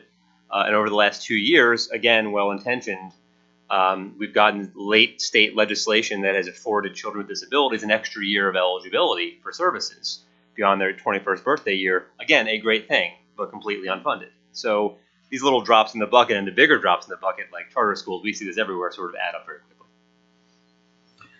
Dr. Haller, what was the expected budget after if we do the debt restructure? Can you just show that number again real quick? I think we actually 80. So 80, we're on to you, Mr. Morgan. We had that slide already ready to go. 83,012,276. Mm-hmm. So can you go back to that history slide again? Sure. So here's my question: as we look to do a financial restructure of our debt and take on new debt, and if we use this as an example where we're looking at taking 10 to 13 years to pay off that debt, and if you look here where we're trying to create a balanced budget, and this has been the district's goal now, is to get this 3 to 4 year plan to get us to a revenue versus expenditures. If you look at this over the last 10 years, you're looking at what, $66.5 million to $83 million. That's what, about $15 million. 66, 76. That's 81, 17, $18 million difference. So over the next 10 years, how do we continue to have a balanced expenditures versus revenue budget like we're trying to do if history tells us that over the next 10 years, we're going to be looking at upwards of $20 million in increase year over year? Not year over year, but accumulated over the next 10 years. So again, that's the challenge with school district budgets, is that they're based on assumptions. And if the state doesn't contribute as much as what they have in the past, or continue to decrease with the federal government, not just Exeter, but all school districts are going to be really struggling financially. So, there's only so many of our costs that we can continue to control. restructuring your debt is definitely one of the ways that you can look to do that. And yes, we're incurring more debt, but perhaps at some point we'll be looking at interest rates again. We'll be restructuring that debt again. So I hate to say that I can't really answer that question specifically, but I don't think any of us in here really has a crystal ball to be able to know what the state's going to do, what the federal government's going to look like, or just in general what's going to happen with property taxes. I don't think that in 2014, 2015, the people that were sitting around this table thought that we would be dealing with an $80 million budget either. But I think we have to go by it year by year. And, I know that's not a great response. I'm not sure if Brian has anything to add to that because he's been doing this for a long time, but I just don't know that we can't anticipate that far out. I've been doing it a long time. The only thing that I see is possibly changing the game is that the state lost the fair funding lawsuit. It doesn't sound like they're going to appeal it. Now the question is, how do they come out and make it equitable? I think, a lot of other states, your school funding is based off from the state, not from local taxpayers. And I wish when they came out with the lottery money and gambling, it would have taken away all the taxes for senior citizens. But then they subverted that and gave a homestead farmstead rebate to everyone. Hopefully, the state will come out with some type of per pupil funding. I know people worry about that, but if you know exactly what you're getting from the state every year, you'll be able to figure out how to work it. I think our system's lopsided, that districts that can tax people more get a higher index because they expect you to tax people. The base index was 4.5%, and then they have an adjustment to that, and we went to 5.3%. The poor districts, their adjustment went down to like 3.7%. So their maximum they can increase their taxes is 3.7. The maximum we can increase our taxes is 5.3, and that doesn't sound fair either because they're saying, hey, your taxpayers can pay more. So I'm hoping when they come out with the answer for the fair funding formula, it's a little bit more equitable, that everyone's getting the same amount from the state and not being subsidized by local. And to add to that, that fairness, if we were to raise taxes to the index, that's 5.3%, and we didn't receive any level up funding. So other districts did. They received additional funds, and we were not receiving that because they're expecting us to be able to tax our community more. And that's certainly something that I think all of us are not seeking to do. So we are working very hard to figure this out, and Brian's done a great job leading that.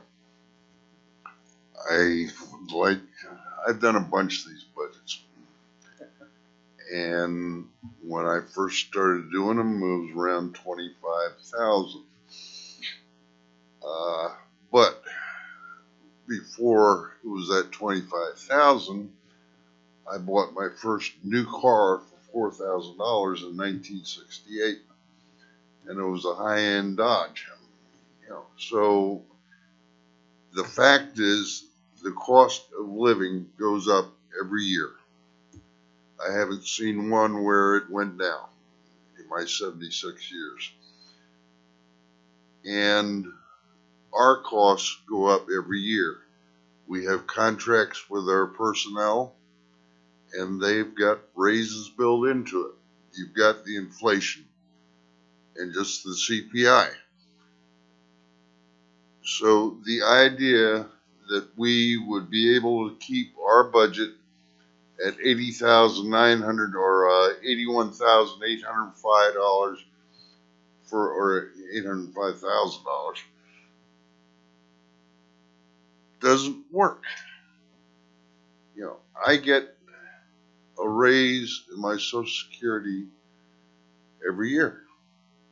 The government doesn't give it to me for grins and giggles.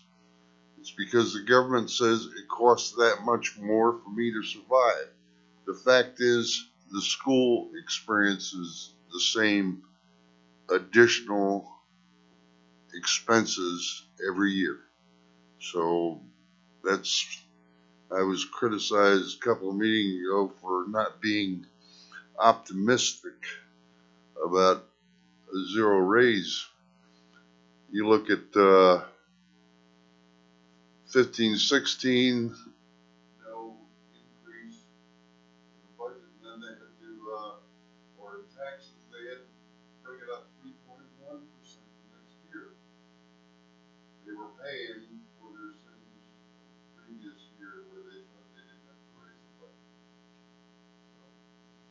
budget. One thing I also want to mention is what we're trying to do is get down to breaking even. This year we started with a deficit of $834,000. We had it made up from last year. The year before we had a deficit of $1.6 million. We had to make up in the budget from the previous year, and the previous year before that was $3.2 million. So if you take that 2.2 we're down to, subtract out the 800, we're actually only an increase of roughly 1.49. Thank you. So it's not as great as it looks because we start out with a deficit, and if we can get down to break even, I think it's a lot easier to control things than to have to dig yourself out of the hole. You're already in the hole. So I'm sorry. Does anybody have any other questions? So we already talked about this a little bit about the budget scenarios, what it looks like with restructuring and what it looks like with not restructuring. The change would be that you would be looking at a 4.75 tax increase. That's with the numbers exactly the way that they are. Our goal is to bring it in with a zero increase or as close to zero as we possibly can.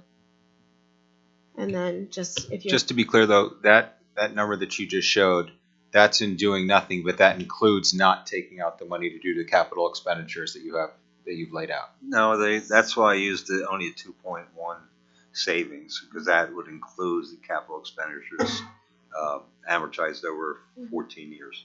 Okay. It's a lot. We save a lot more when PFM goes over that later. It's a lot more, but as I said last year, I would not restructure just to lower your payment because you're paying interest longer. If you're going to take out more money, yes, it makes sense to do it that way, and also give you the ability to borrow. And oftentimes when you get to this point, people are like, well, what are you cutting? What are you going to cut?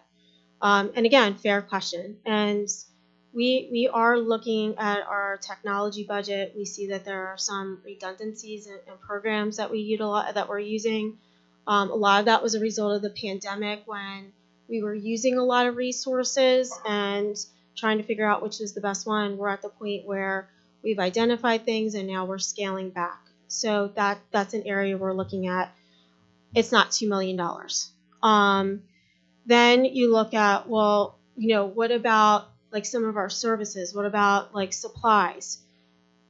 We've looked at that, and the increases that we're incurring are a result of inflation. So it's not that we're ordering more or we're necessarily ordering less. It's we're ordering what we need, but it's just costing us more, just like it's costing everybody else more. So then you talk about, well, people are like, well, what about like personnel? Well, in order to get rid of $2 million, because that's 41% of your budget, just salaries, you would be looking at approximately 14 teachers/administrators. It's like half of Jacksonville, just to put it in perspective. Like, we don't have that many people to cut. And we're an academic institution, so we're not going to look at cutting teachers, eliminating teaching positions, because we don't have them to cut. So then you look at, what else do you look at? Well, you look at extracurriculars. And you start with things that are not mandated, like music, sports, instrumental music, K through 6, specials at the elementary level. And I just don't, you can, any person can certainly put that out on the table, but I don't believe that that's something that is even a viable option to put that out there. Now, that's not to say that we're not critically looking at positions. When we started this process, one of the things that we were very clear on with the administration is that we are not adding we're not adding positions. We have positions that we have not filled yet, and we wanted to see if we needed them, and we do. So we are going to be filling the positions that we currently have and are budgeted for, but we're not adding positions. What we started to see during the pandemic is this anomaly of bubble classes. And so we do have 2 long-term subs that are in the budget right now that we are not going to need, that those positions will be coming out. So those are full year LTSs. That personnel is your highest expenditure. And then because of the bubble classes and adding teachers, we do have 2 other positions that we're looking at, and we would be eliminating them through something called attrition, just meaning that we wouldn't be filling them. And that's something that just as a practice, school districts should be doing. You shouldn't just be mindlessly filling positions just because you have a position that comes up. So we do have positions that we will be filling that have been allocated, but we do have positions that we will not be filling because we have determined as a team that those positions are not needed at this time. So with the if the board would so choose to move forward with the debt restructuring, while on paper it looks like we still are dealing with a $130,000 deficit, Brian has assured me that we are cautiously optimistic that that is actually not in fact the case. But again, this also hinges on what the governor's budget looks like. And it goes back to what we've said all along. The difficulty with a school district budget, it's built on a lot of assumptions. So these are the assumptions that we've made, and this is where we are right now in the budget. In April, we'll also give you a deeper look at PSERS and how that impacts, but we wanted to give you the just the numbers so we all know what we're dealing with, especially with PFM coming back in again and talking to you about debt restructuring and what that could potentially do and mean for the district. So Dr. Heller, here's my concern. This is all good for 23-24. What does 24-25 look like? What does 25-26 look like? And we can go on and on and on. I mean, if we just presume that next year we have the same increase of $1.2 million, plus you have to add an additional $500,000 that we're going to take on in debt service in the following budget year, we're looking at almost $1.8 million increase. With a $2.2 million increase, you're looking at a tax hike of 4.75%.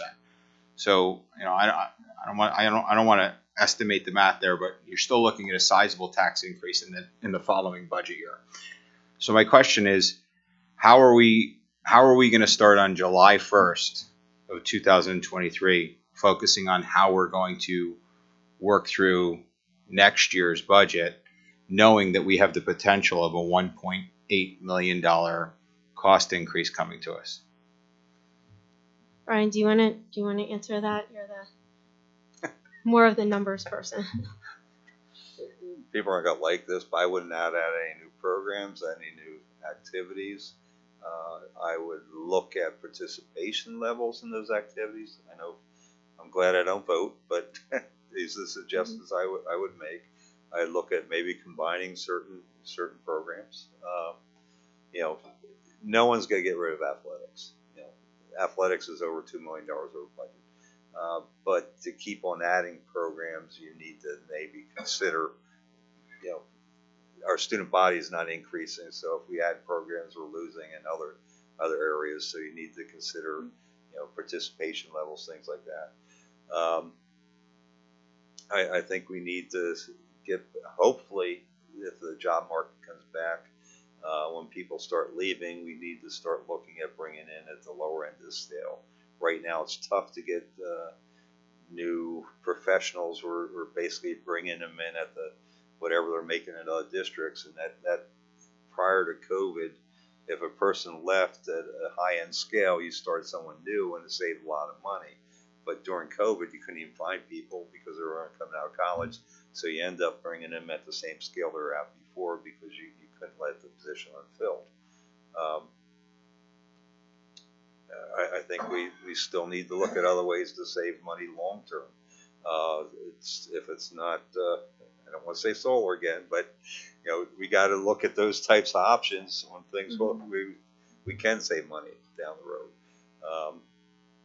And maybe we extend the life of things by not completely replacing everything, but rebuilding things. And that we have to look at it case by case. Also, it's a hard decision, but down the road you might want to reconsider your classroom size. But like I said, I'm glad I'm not the one that has to vote on those. I'll give you the suggestions, but that's what you have to look at. And I I just appreciate want, that. yeah, and I just want to draw your attention back to the budget history. We're not saying that we can never not have a tax increase. The way that it may shake out this year is that's what we're aiming for. We're not suggesting that you can never not have a tax increase. But what we shouldn't be doing, which has been the way that the budget has been managed over the last number of years, is they're doing a tax increase. There hasn't been a plan to take care of critical needs of the district that impact its infrastructure, and yet you've also been taking from the fund balance, which that's not a great way to manage things. So at some point, yes, like we can only work through what we're doing right now, but our goal is to also make sure that the district is in a healthy financial state. And that's why we are bringing in PFM, because the reality of this, and nobody probably wants to say it, is the reality of this is there's very little of the school district budget that is actually controlled by any of us because of those unfunded mandates, except for areas like how you manage your debt and what programs are you going to cut. And ultimately, we're an academic institution. We need to give kids an education. Don't need to offer instrumental music. So those are the things that get taken off of districts, that come out of districts first, is those types of programs. If that's ultimately next year where we are having that conversation, then that's the decision that the board will have to make if you choose not to do a tax increase. But our goal for this year was to look at what we can control, which is that debt service, get the district in a situation where our buildings are in good shape, and address the things that are in that KCBA report, and give people a break with the tax increase, because inflation is killing everybody. So we really, and I think we're on target for those goals. And what I'd like to worry about next year already, I think we need to focus on this year first, and then see where we're at, because there's a lot of unknowns when you're building a school district budget, and a lot depends on the state. If that helps, it doesn't help, but if that explains it a little bit more so. I agree that there's unknowns, but I think that we have to be prepared.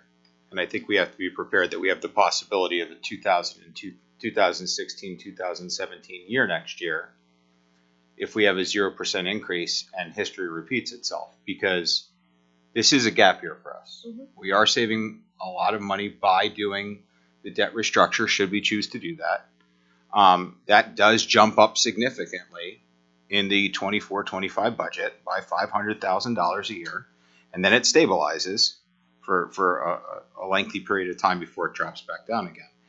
So we do have to still, while I appreciate the fact that we have to look at now, and I 100% agree with that, we still have to prepare ourselves for what the next 24 months looks like, because we're going to be in this spot in 12 months from now.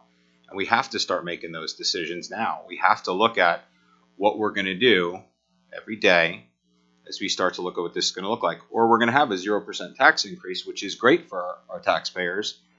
But I don't want to be in a position next year where we're saying, well, now we need a 3% tax increase because we added all this. We chose not to cut anything. We had an increase to our debt service. So I think that I'm not saying that we're not doing the right thing right now. I'm just saying that we have to prepare ourselves for what things look like over the next 24 months. And we are looking at cutting things. Like I said, we're looking very quickly at our technology budget, but it's not $2 million. And we're looking at eliminating positions, which is the highest level of your costs.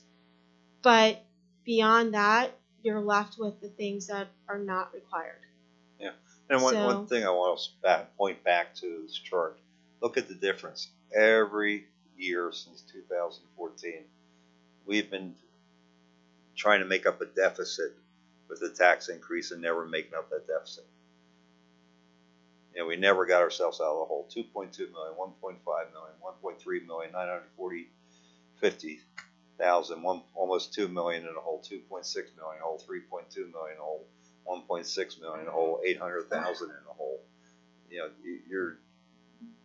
You're in the hole already instead of on top. So it's easier when you're even and to stay even than it is when you're trying to make up for what they should have done in the past. Truth is, it's either, this year if we don't do the restructure, it could potentially be next year, it could be 5 years from now. We could be facing, a potential need for a tax increase if we want to keep programs the same. And I think the ultimate question comes down to each individual board member is what they're willing to cut from a budget, if anything, when that decision comes. And usually when we're in those discussions, we don't want to cut anything. And we hope for additional real estate revenue from new homes being built, which we have been. Even though we had some assessment changes or appeals on commercial or residential's up. Mr. Quinter said last meeting he's for the apartment houses because they'll bring in additional revenue. I'd like to see a lot more commercial come in because that's additional revenue. It doesn't tax our schools. If the economy changes or turns around, that might happen. Mr. Fike, there was some opinion pieces that had been going out through a number of different publications in regards to, I think it was actually the PA auditor potentially that was mentioning it, but some of the school districts, and I don't believe any in this particular area, but in PA had large fund balances. Okay, there's a couple in Chester County. Yeah, obviously not unassigned because that's got to stay under 8%, but they had large assigned and committed fund balances. Correct. Can you speak to how we're not in that category? We're not in that category because when we committed fund balances, like to cover PESers or to cover future health benefits, we took out each year. So we just didn't set those and not use them what they were geared towards. Yeah. Where other districts would say, I put $6 million aside for future pension increases and never took the money out in the last 5 or 6 years. That's what they got written up for. Now I will disagree with the state's 8% or less fund balance because that's only 22 days of expenses. GFOA, which is Government Finance Officers Association, they say you should have a minimum of 2 months as a government entity because if all your funding stopped today, you still have bills for the next 2 months to pay or your salaries until your other funding comes. It's nice to say keep it under 8%, but 22 days of living expenses, you want to call it, really doesn't make it, but schools are living with that. And the only reason we're doing that is because during the summer, our typical cycles, like the bills you're approving today, they were from the previous week before last board meeting to last week. So we're already, our vendors are used to being paid 45 days late. And that's how you're in the summer, they're actually up to 60 days late because most schools don't have cash past July into the new state funding or the real estate taxes come in. So, you know, if the state didn't pass a budget or you didn't get your real estate taxes out July 1st, you might not have any income, you know, up into the state passes the budget and the first funding comes out in August. You know, the poor districts are in really bad shape because they hardly have any real estate taxes coming in, but they still have the same expenses and salaries every month than anyone else has. So 22 days is a very small amount, in my opinion, but we keep under that. And we will not get in trouble like the other districts because you did years ago, the state allowed you to commit fund balances for the increase in PSER wages. PSER's contributions are going up 5% a year for the, you know, it's like 2014 to 2020. Yeah. Yeah. So we've been decreasing what was in there, where the other districts just kept it there and charged it right to the general fund that year. So that's really got in trouble. Thank you. I disagree with the 8% figure, but I'll accept it. Yeah. Also, just kind of diving in a little bit on classroom size. So I think the policy right now that we have set in place is not to exceed 25 kids per classroom, and that's what our capacity projections I believe is. I think Mrs. Harris is actually pulling it up. I feel. Oh, okay. She's our policy queen over there. Gotcha. But I believe that It's pretty frightening that you knew that I was doing that as you're over at the other opposite end of the room. Yeah. So I believe that you're correct, but as the students are older, I believe that it's written in shades of gray, as many policies are. So yes, we would like to try and have it to not exceed, but that doesn't mean that we don't have classrooms that are already at 27, And 28. the 25 is for the older kids. I think the elementary school was down around 20 or less. I want to say it's 23, but 23. I don't know that that's accurate. That just might be something I made up. So she's going to pull up and actually look at the wording. But again, you know, you have to be thoughtful about that, and that's one of the things that we look at as a building principal. That if you have a grade level, fourth grade is, you know, at 26, and, you know, 3 of your 4 classrooms are at 26, is it really appropriate and fiscally responsible to request to have another teacher? It's not. So, you know, you have to be really thoughtful about that, and that's why that policies like that are, like I said, written in shades of gray. But Dawn has an actual answer for you. Sure. So it's policy 126, which is class size. Somebody, it's you. There you go. It's you. It's policy 126, which is class size. No, it's still doing it. It says class size goal not to exceed the middle to high 20s per class, with special emphasis on primary classroom enrollments that would not exceed the lower to middle 20s.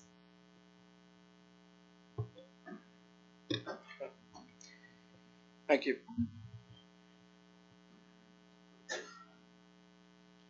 Does anyone have any other questions? I'm going to sit down now. So I think Thank you, Dr. Haller and Mr. Fike. We're going to move on to public comment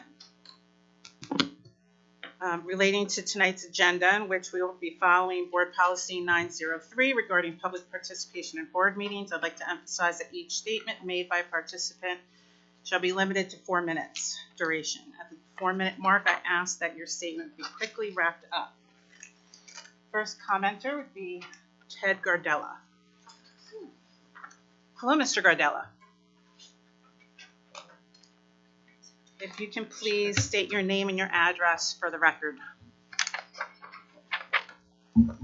Thank you. Ted Gardella, 218 Pennsylvania Avenue. Apologize for my froggy throat this evening.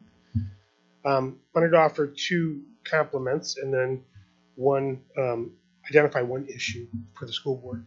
First of all, I did read the minutes from the last school board meeting. and the robust discussion around the debt reduction was really pleasantly surprising.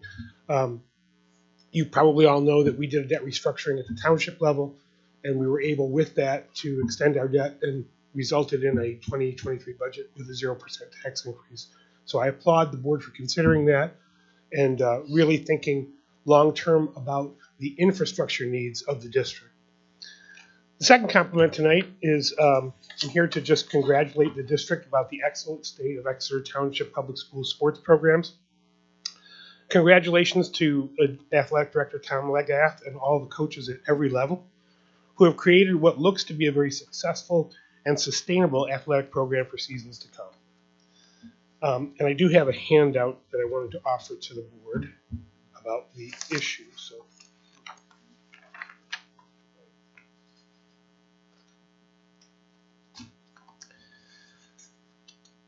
in congratulating the sports program, I would be remiss not to point out one glaring negative, an association with Jelliff Media. In this age of name, image, and likeness regulations for college athletes, Jelliff Media is being allowed to profit off of the athletic performances of Exeter high school athletes. Even worse, Jelliff Media provides no percentage of the sponsorship fees that he receives to our school district. Last year, the school board was interested in seeking advertisements and naming rights to support the budget. But Jelliff Media is now profiting off of the success of Exeter sports, and there's no revenue sharing agreement. This happens while Jelliff Media is actually paying Berks Catholic High School for the right to broadcast their games. As you know, Jelliff Media is also responsible for the Exeter Underground podcast, where he routinely faults the school district for not creating a budget that he approves of while he is profiting off of Exeter Township Public Schools. But the Underground podcast is not the worst creation of Jerry Jelliff. He's responsible for the over 140 episodes of the Bad Cop podcast. I gave you a handout which has some of the show descriptions from his 140 podcasts. This racist, sexist, and profane collection of the ignorant ramblings of two pre-adolescent psyches is still available on many podcasting platforms with no age-limiting controls. I've provided you with a selection of show descriptions and a link to the episodes. If you take the time to listen to some of this reprehensible content, you would most likely agree with many in this community that Jerry Jelliff should not be associated with anything having to do with school-aged children. Indeed, if you have a daughter, a sister, a wife, a mother, or even a grandmother, you would probably not want them within sight for fear of the sexist commentary that would ensue. I think there's a simple solution to this issue. With students at the Berks County Technology Center, or even students here at the high school in computer classes, there must be high school-age students who could provide the exact same or even better quality of internet commentary to the Exeter High School sports program. They could be supported by the same sponsors that are enabling Jelliff Media to profit off of the activities of high school students. Then the revenue would directly benefit the district programs, and the students would gain valuable experience. Please consider ending this association.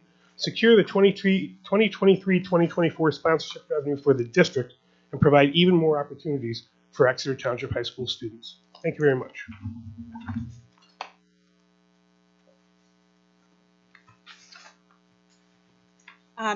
Next is Carrie McCarthy.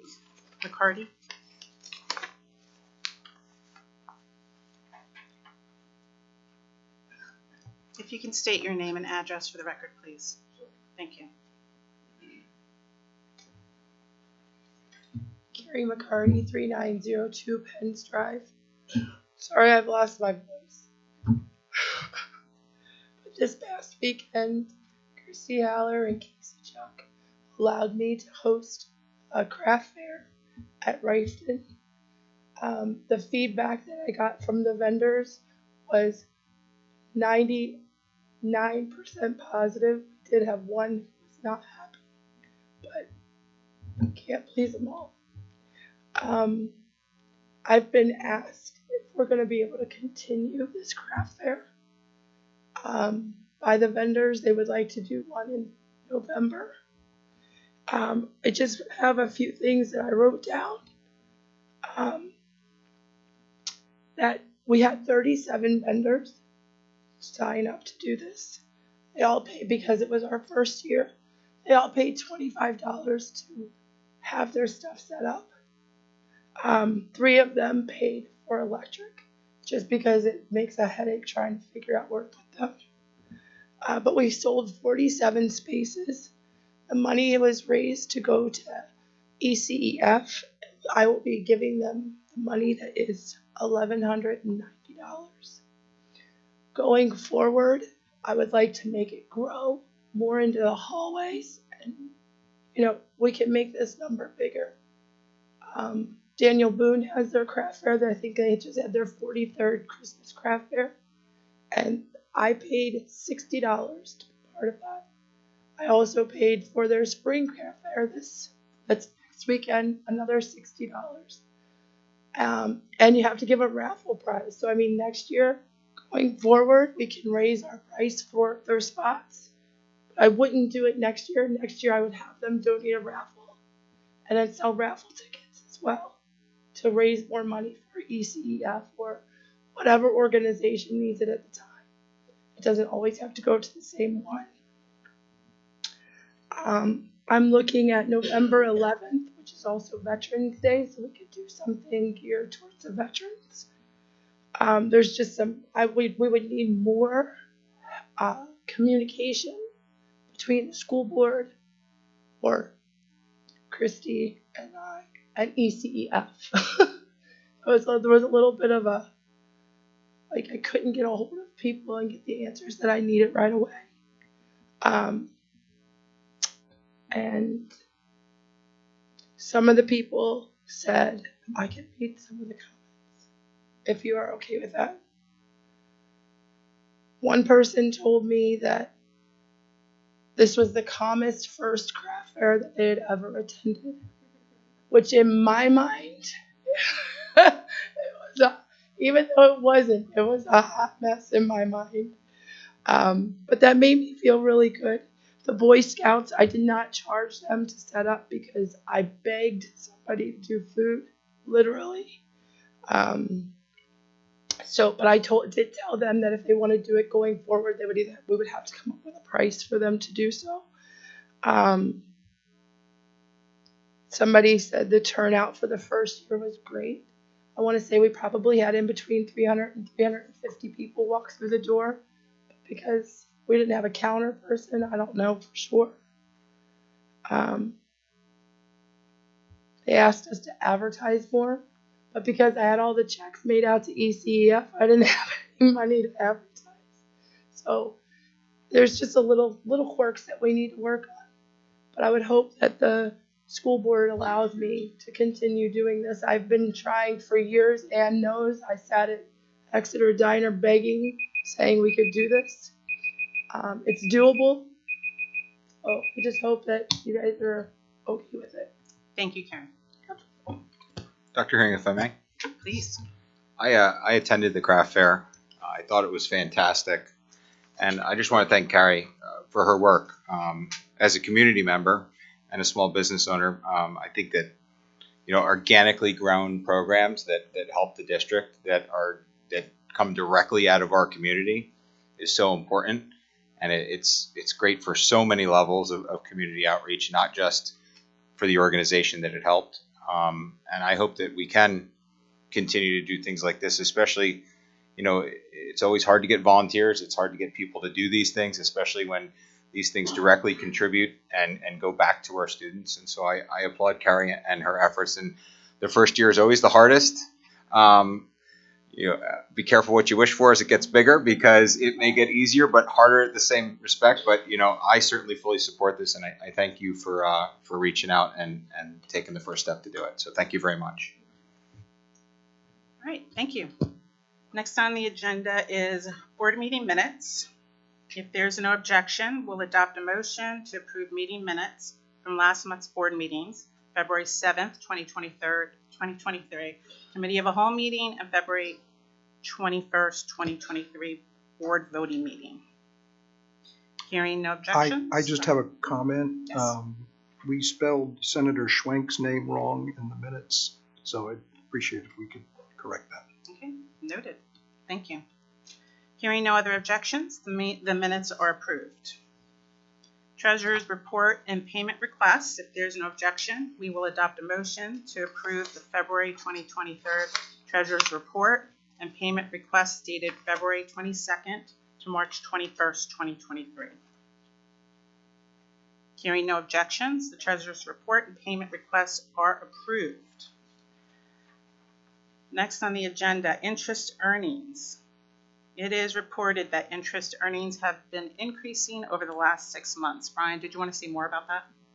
No, I just thought it would be important to show the history of what was last year, and then the rates are going up, and that's one positive thing with inflation. So. Next is Education Committee, Dr. Battler. Thank you, Dr. Hearing. First up on our on our agenda is the enrollment report. If anybody has any questions about that. Otherwise, we'll move on to the field trips. It's being reported that the field trips below within 60-mile radius have been approved. Items 1 through 18.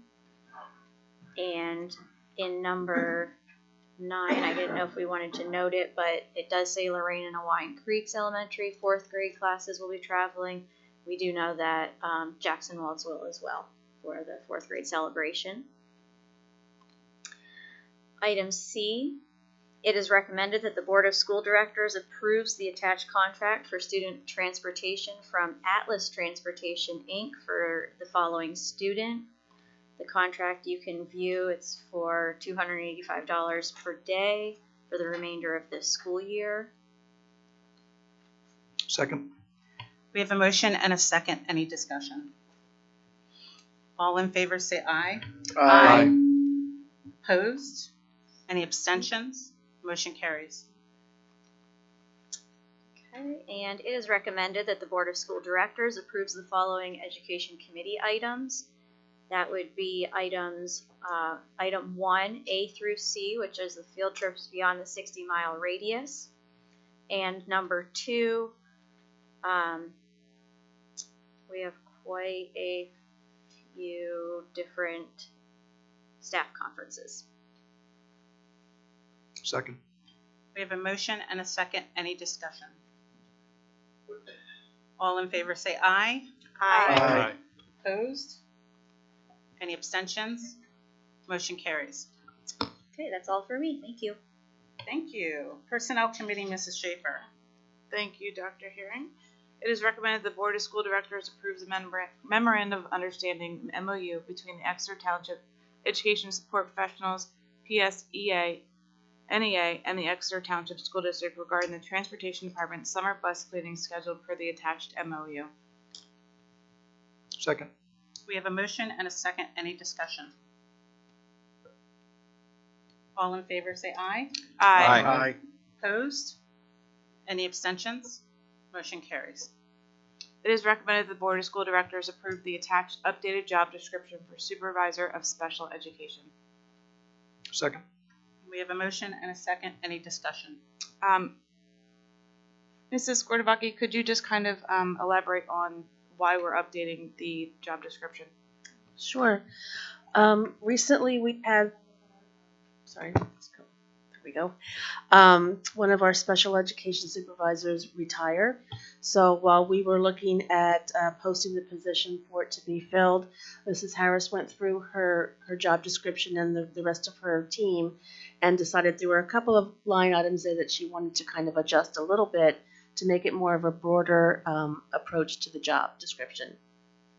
Thank you. Okay. All in favor say aye. Aye. Aye. Opposed? Any abstentions? Motion carries. It is recommended the Board of School Directors approves or ratifies the following personnel items. Item 1, resignations. Second. We have a motion and a second. Any discussion? All in favor say aye. Aye. Opposed? Any abstentions? Motion carries. It is recommended the Board of School Directors approve and ratifies the following personnel items. Item number 2, under retirements, administrative staff, Brad Binder and Dr. Eric Flam. Just want to recognize Brad for his services here at the district for the last 1.5 years, and Dr. Flam again for his 21 years of service. Second. We have a motion and a second. Any discussion? All in favor say aye. Aye. Opposed? Any abstentions? Motion carries. Okay, it is recommended the Board of School Directors approves or ratifies the following personnel items, again, under retirements, support staff. Second part of that, A. 3, appointments, support staff certificated guest teachers, extracurricular, and support staff substitutes. Second.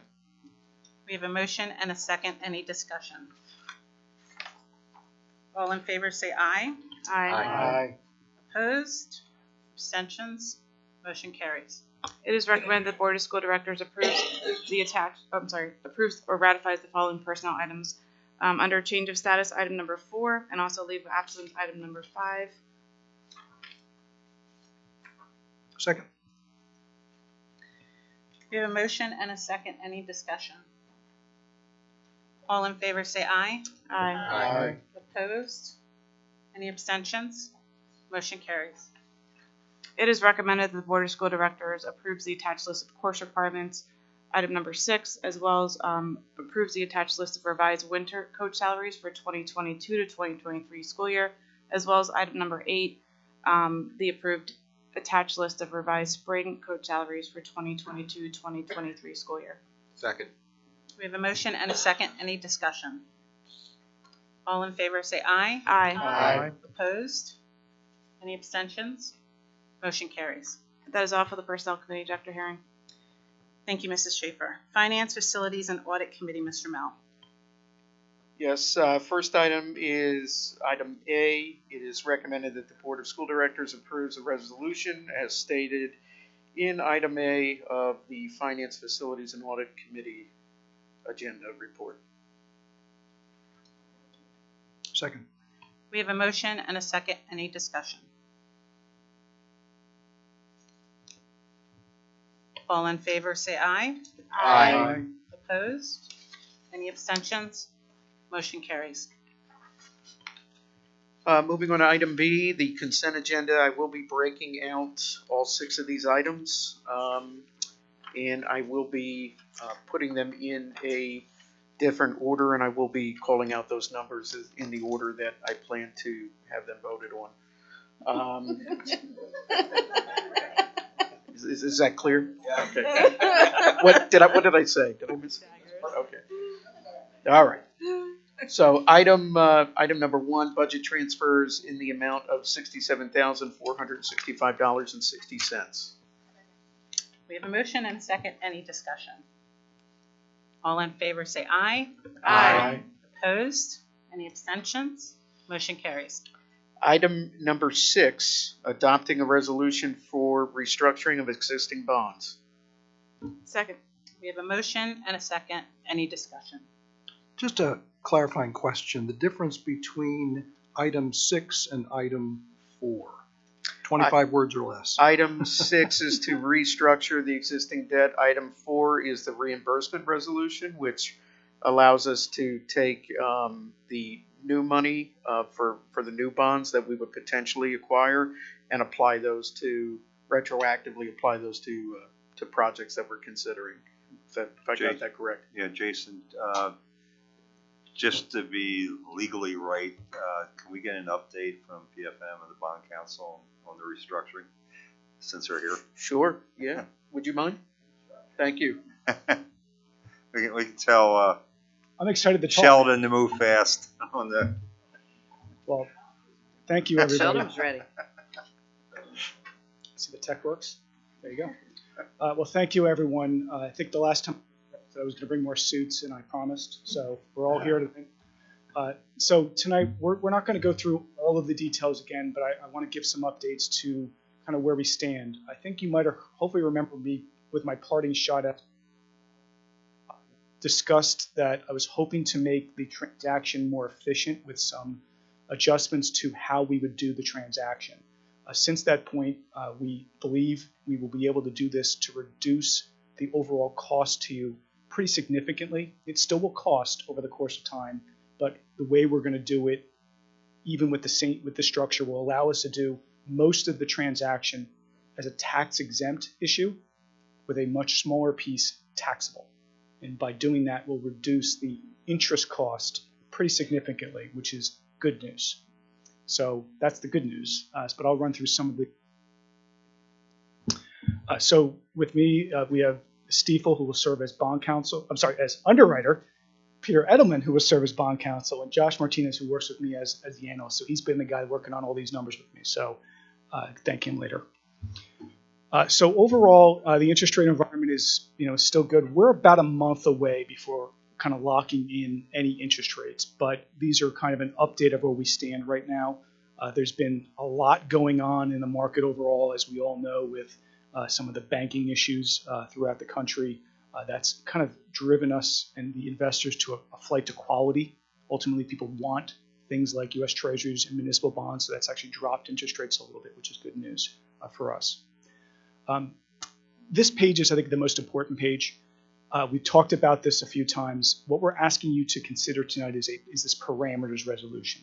So what we're asking for is a maximum interest amount of borrowing, which is over $35 million. That's far more than we're going to borrow. We're going to borrow close to $22 million. It's going to have a maximum interest rate of 8%. We certainly expect that interest rate to be far lower, probably on average somewhere in the 3% range. And third, it's going to establish the final maturity, which we talked about, extending the overall debt by a few years.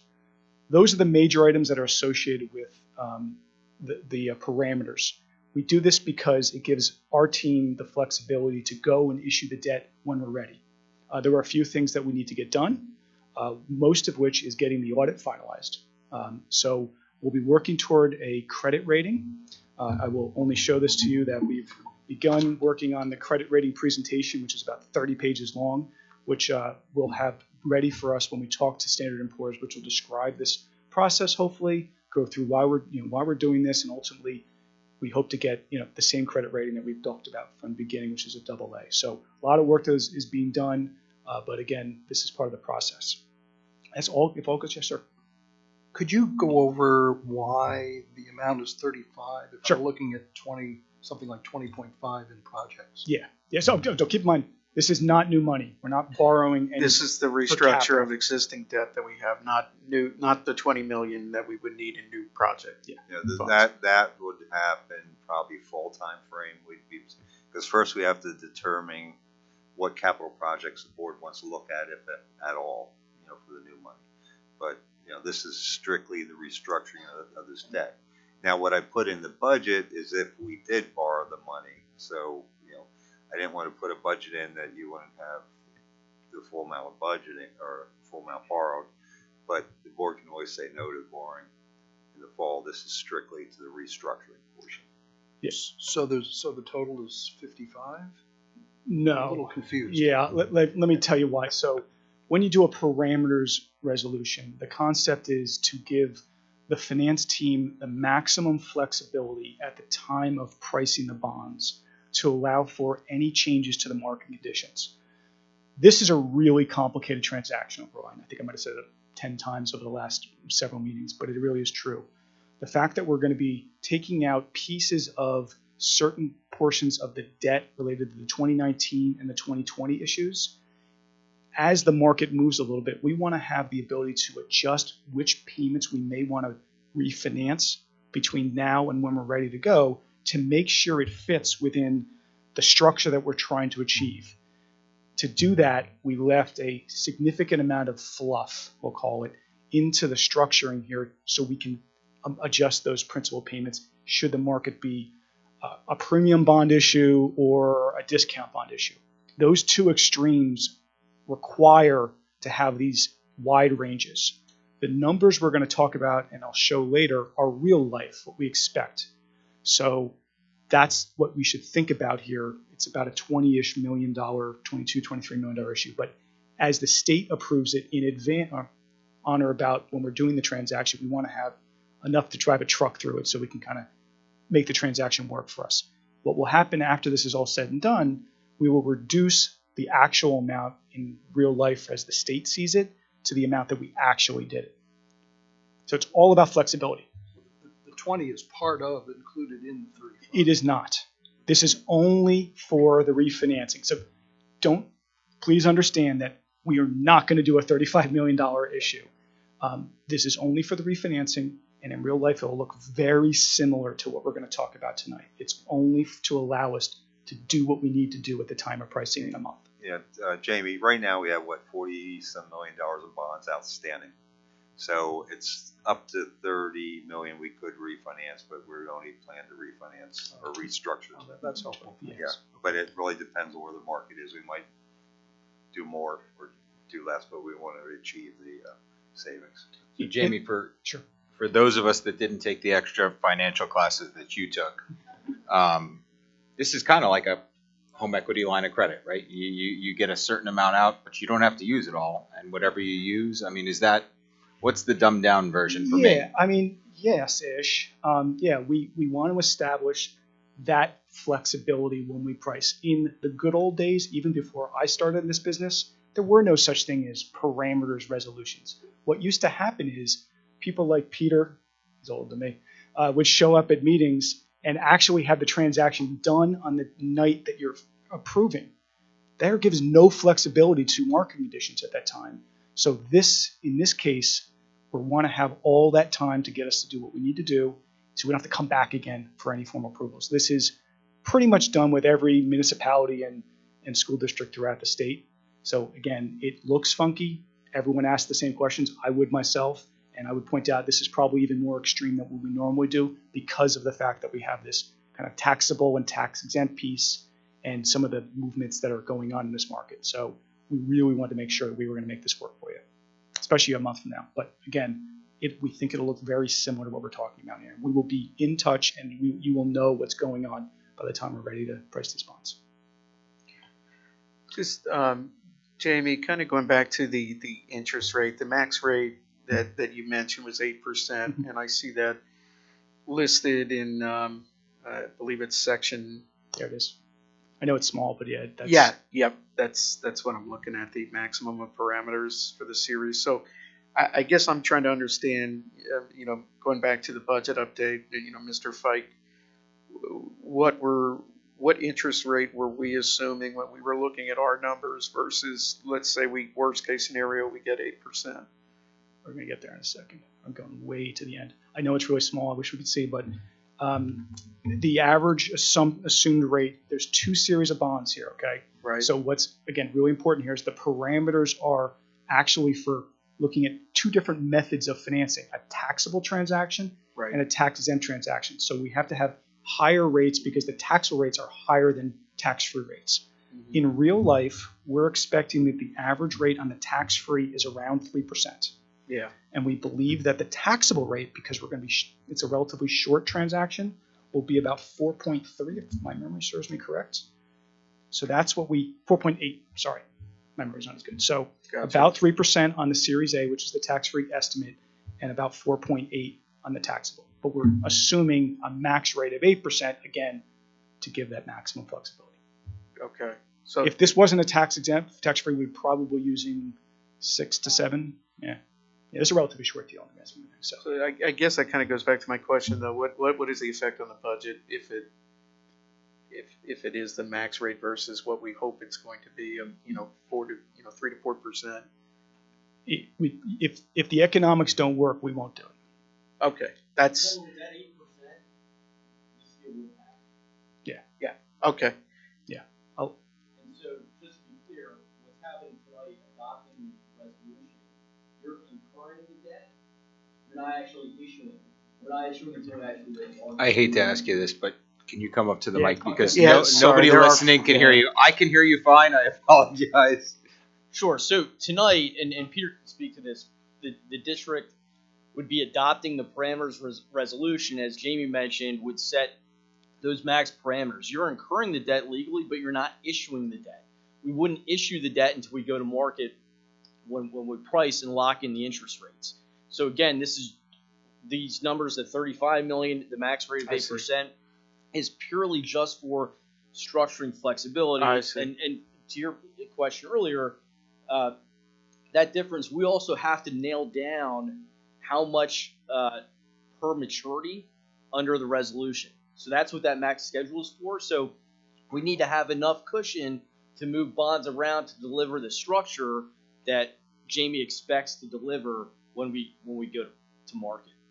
That's why we need that cushion, is because the resolution legally requires that a max schedule showing a per maturity principal amount. And we don't know, based on market conditions when we go to price, until then, how many bonds we need in each maturity to deliver this structure. Does that make sense? Yeah. Okay. Thank you. Go back a little bit. So I think we've all seen this page a lot at this point, but this is really where we fall right now. There's been, again, adjustment because of that ability to reduce the amount of the taxable transaction pretty significantly. What is ultimately happening is the loan that was associated with the 2020 issue, we're going to refinance all of that tax-free. So that's the biggest piece of this transaction. And again, that reduction in rate, as you saw earlier, is pretty significant. So that negative savings went from, we were talking about close to 6-ish down to under 4 at this point. In addition, the Series B, which is the taxable piece, again, we were able to restructure it in a way that's a little shorter now. So our idea was it's more efficient to have the taxable issue a little closer to maturity because that's the higher interest rates, and have the tax-free a little bit longer, and the overall structure fit within kind of the goal that we're ultimately trying to get, which is that yellow box, which again is about $5 million a year. It's going to be a little less than that, we hope. So I know as we keep talking about what your budget will look like, the green column is this phantom concept of, should we decide in the summer into fall to determine to go out and issue bonds to pay for the close to $19 million of projects, here's some estimates of what that would look like. And that gives you that kind of run rate, we call it, of about $5.8 million. As Mr. Morgan brought up, there would be a slight increase from this year to next year, and that's purely just timing of when the transaction occurs. There's only so much interest we can accrue in the first year when you issue at that time of year. So the real life here is you'll be budgeting for about $5.8 million should you borrow that additional money. So big picture, and I'll talk about some of the quantitative things, which I think is kind of somewhat interesting. We are Jamie, I'm sorry. Sure. So what if we borrow the new money? Mm-hmm. What do we do with said money before it gets used? So in other words, if we only use $5 million of the 19 of the, we'll say 20 million in the first year, are we still borrowing that full 20 million up front, or are we only borrowing the 5? And what are we doing with the other 15 if we are borrowing it all? Yeah, you're asking a great question. So the concept of that green column is making the assumption we borrow all the money, and that's again for budgetary purposes. The determination of how much we borrow at the end of the year will purely be determined by the cash flow needs of the planning of the transaction. There may be an economic value of not borrowing all that money at one time. Maybe we split it up over a couple years, depending on how things go. What's interesting, which I know there was a slide or two before, was about that interest earning concept. You were earning on your money about 4.5–5% right now. So conceivably, if we were to borrow the money today at 4%, you can earn as much as essentially you can borrow, which is unlike any time that I've seen over the last 15 years. That's just a unique circumstance of the Fed raising rates. The Fed raising rates has raised the short-term interest rate very dramatically, but you can see I'm talking about somewhat longer-term amortizations and interest rates, where we're showing that the average rate is about 3% on the tax-free issue, but you can invest that right now close to 5%. So I have clients, not to go into details, but we have some clients that are actually borrowing some transactions under $5 million and borrowing at 3%, and they're allowed, for purposes of certain rules, they can keep every nickel, which is, again, a unique quirk we have in the interest rate. I don't think it's going to last forever, but again, that will be one of the decisions we will make over the next 6 months of determining when we borrow the money, if it makes sense to do it all at once based on timing of the projects, or we do it over multiple periods of time because of cash flow, and 3, what the interest rate environment looks at that time. So you're kind of getting back to the main, at least the main point for this particular conversation tonight. Based on this expected structure, where we look today, we believe that the column will be column 11, which will give you a new average rate of just under $5 million a year from about $8 million. I know this came up a couple times during our previous conversations, and you saw this earlier in your budget discussion. Your current budgeted debt service, which is a fixed rate cost to the district, is about 10% of your budget. By doing this transaction and doing even the new borrowing, I believe, we'll put down somewhere between 6 and 7%. In this fancy rating presentation that we're working through, we're doing some comps to show what you guys look like to some of the other schools in the area, and your new fixed budget would be near the bottom compared to other districts in this district, in this county, which is unlike anything that's been for a number of years. So we are essentially readjusting the fixed rate budget for the next 14 or so years by doing this with this particular plan. So it's equalizing out what kind of puts you in a position to allow you to do the type of things that you're planning for. And as I'm sorry, excuse me. We're at the bottom, but over a longer period of time. Over a longer period, but not extreme, which is really good. Again, your current plan here, your debt would fall off completely in 10 years. Okay, we'd be, I don't know the exact number, it would probably be about 70% is my guess you'll have within 10 years, which in the metric side is still very strong. Thank you. I don't want to go through any more unless you have any other questions, because I think you heard me a bunch of times. But are there prepayment penalties? So the bond issue, because of the fact that it will be a longer amortization than what the call provision will be, these two issues would be non-callable more than likely. These two issues. So we could not pay it off quicker. You can pay it off quicker. Not this. These issues will not. Unless we refinanced this, you'd have other debt. Again. The current, yeah, you'd have other debt if there was an opportunity to refinance. But the current structure, because we may be making callable. Yeah. Go, Chris. Talk to the underwriters. So the taxable component of this, as we see it, is going to be very, very short, and so that typically would be non-callable debt. The tax-exempt portion that runs out a bit longer, we may have be able to price it with a 7-year call or an 8-year call. So it gives you a little bit of optionality on that without any pricing or higher interest cost when we actually go to market. Most issues that are over $10 million, the call provisions are either between 7 and 10 years. Again, depending on the value proposition of the paying for that call provision, we'll make a determination which one we'll do. But as Chris said, it could be 7 or 8 years depending on the market. Everything else on this presentation is all the backup information in the amortization schedules that kind of make up that colorful page, besides the new money piece. This is all just the refinancing. I'll just talk about kind of the timing once more. Should the board determine to, Peter can talk about the resolution in a second, adopt the resolution and give this flexibility to the finance team to work through this, the expectation is that we would have a rating call with Standard & Poor's at the end of this month. So we'll be prepared to do that. Around that same time, you guys will be hopefully close to getting your final audit completed. We don't expect any dramatic changes in the understanding of what those final numbers will look like, so we feel very comfortable with what our conversation will be with S&P. Once that audit is completed, that will allow us to include that in what is called the official statement, which is essentially the document that STIFA will use to find investors. So we'll finalize that official statement just after the audit is completed. And given the timing of when we need to settle to make this all work, our closing date on this transaction will be early June.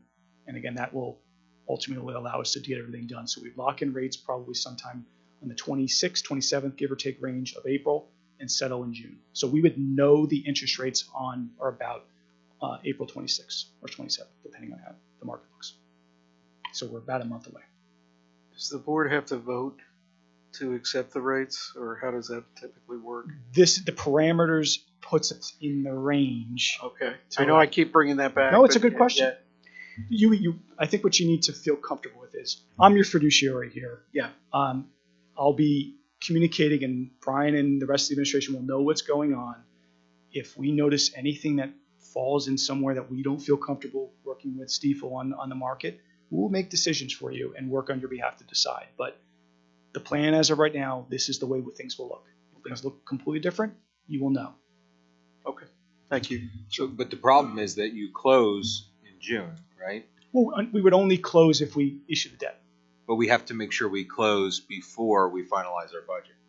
Actually, we close at the end of April.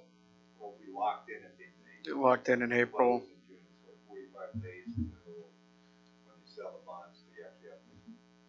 And one thing I want to point out to Brian's point is, when we lock in the interest rates at the end of April, even though we're not closing until the first week of June, whatever happens in the market between now, or between when we price at the end of April and June, the district is insulated. So one of the things the parameters resolution does, it includes an approval of a parameters bond purchase agreement, or in this case, a note purchase agreement between the district and Stiefel, that once the bonds are sold, or the notes are sold, and we lock in interest rates in April 26th or 27th, and that contract, the addendum of that contract, is executed by the district and Stiefel, whatever happens to interest rates between then and closing, you're insulated. So if rates rise another 25 basis points, it doesn't matter.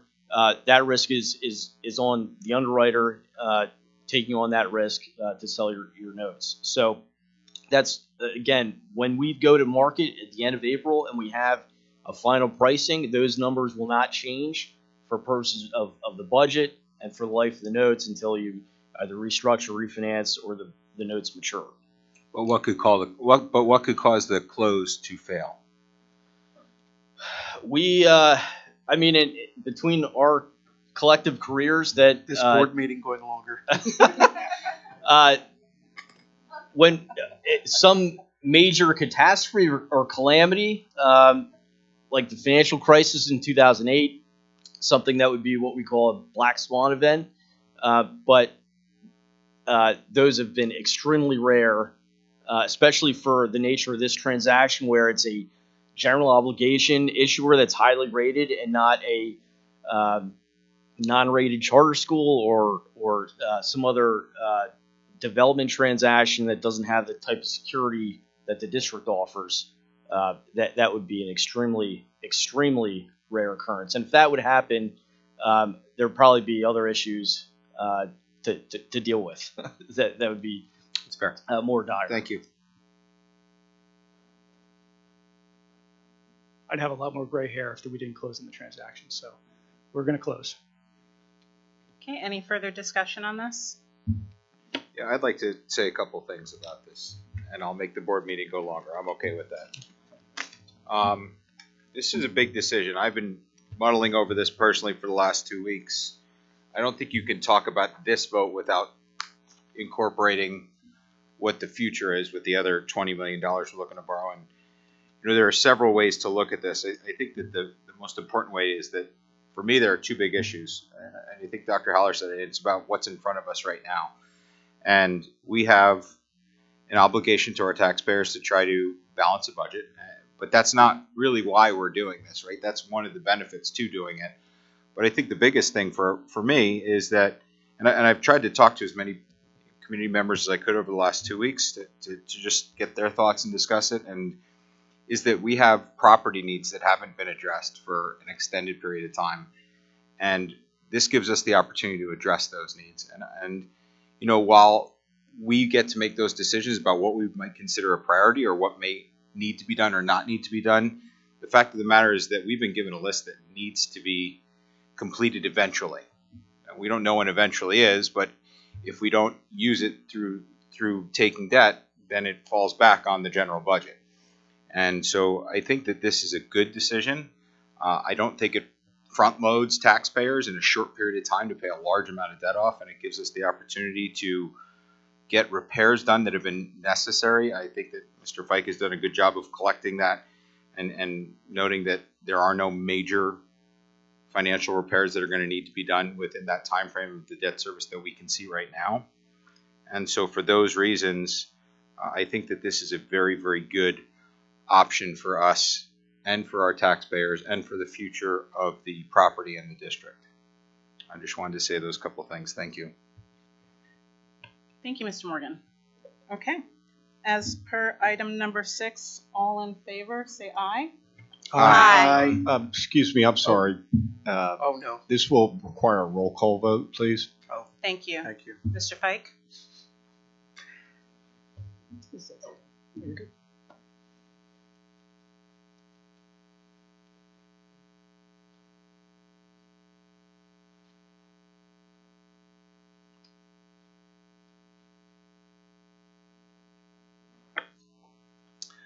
Dr. Andrew Bandler, Yes. John Fiddler, Yes. Dr. Ann Herring, Yes. Dr. David Hemberger, Yes. Jason Mell, Yes. Robert Quinter, Timothy Morgan, Yes. Julia Schaefer, Yes. Allison Wilson's absent, 8-0, motion passes. Thank you, everyone. Okay, next item we'll move on to is item number 4. It is recommended that the Board of School Directors approves the following finance, facilities, and audit items: adopting a reimbursement resolution in anticipation of the issuance by the district of general obligation bonds later this year. By adopting the resolution, the district will preserve the option of reimbursing itself for any costs expended on the project prior to closing with the proceeds of the bonds. The resolution does not commit the district to any course of action. Second. We have a motion and a second. Any discussion? All in favor, say aye. Aye. Aye. Opposed? Any abstentions? Motion carries. Moving on to item number 2, it is recommended that the Board of School Directors approves the following items. Item number 2, the Johnson Controls Plan Service Continuation. Second. We have a motion and a second. Any discussion? Just a question. How, if at all, is the Johnson Controls item related to the junior high school HVAC system work? It isn't. This is on existing controls. But are there Monitoring. Johnson Controls in the junior high? Is this the large one or the small one? Pardon? The continuation. This is the small one. Okay. Like this building. Well, they're in almost every building. We're still going to use some existing controls, but the junior high controls probably will not be done in this school year. Okay. Yeah. That's all I want. Thank you. By the time everything's done at the junior high, it'll be next year. Thank you. Thanks a lot. And hopefully we will get off that system. Okay. All in favor, say aye. Aye. Opposed? Any abstentions? Motion carries. Whoops, sorry. Moving on to the next item, it is recommended the Board of School Directors approves the following items. Item number 3, the Chambers Flooring LLC proposal for the senior high school gym floor to be completed in the summer of 2023. Second. We have a motion and a second. Any discussion? Again, just a question from someone who knows nothing about floors. How often has this been done, and how long will this be good for, looking ahead? I think the last time this was actually done was about 12 years ago. What happens is every 10 plus years you have to strip it all the way down to wood again. Every other year we varnish it and put a coating on, but this is actually stripping right down to wood. After a while, by putting too many coatings on, the flooring actually starts cupping. So it's time, and this includes new graphics and everything else on that. And will this become part of the sort of the routine cyclical maintenance? Yeah, and this is actually out of our maintenance budget, not out of capital. This, and the other things, these are just out of maintenance budgets, but since the amount, and it's off of CoStar's contract, the board has to approve it. Okay, thank you.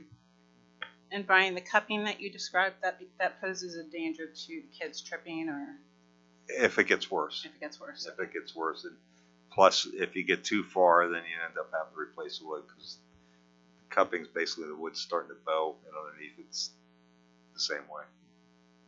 Will we have an opportunity to see the new graphics when you go through with this, provided the vote goes through? We can ask Mr. Legaff to bring it in here. I think that'd be a neat thing to show the community. I stay out of paint colors. All in favor, say aye. Aye. Opposed? Any abstentions? Motion carries. Okay, for the final item, item number 5, I'm actually going to make a motion that we split the 2 items that of the proposals that are mentioned here as separate approvals. Do I have a second? Second. We have a motion and a second. Do we discuss that or do we just go into the vote? Let's go right to the vote. Okay, all in favor say aye. Aye. Opposed? Abstentions? Motion carries. Go for it. Okay, so first item, it is recommended that the Board of School Directors approves moving forward to accept the proposals for the tennis courts. Second. Stop. We have a motion and 2 seconds. Thank you, Tim. Any discussion? I've got the same question about this. The flooring was what, 38,000, but this one is like 291. So when was the last time this was done, and how far in the future will this project take us?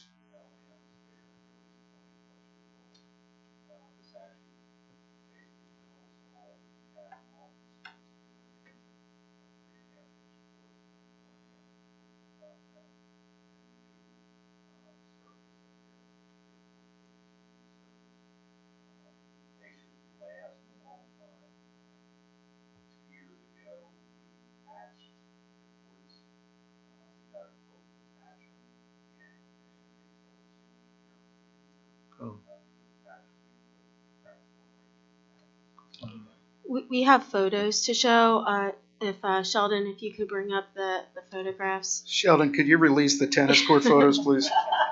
Thank you, Sheldon. Oh yeah, we saw I was interested in what kind of timing we're talking about here. Yeah. How much is it to patch that? Just 90. Yeah, it's like 91,000. 99, I think, or something around. I think it was 99. It's on the Actually, we had 3 different quotes, all CoStar's vendors. One of them was $310,000. The other was $312,000. The $312 would have been 5 coats of paint. They would have dropped it down to 4 or $6,000 less. This vendor is well known and well respected. We looked at. There's another vendor that is probably the one that everyone in the state wants, but he couldn't even do it for 2 or 3 years.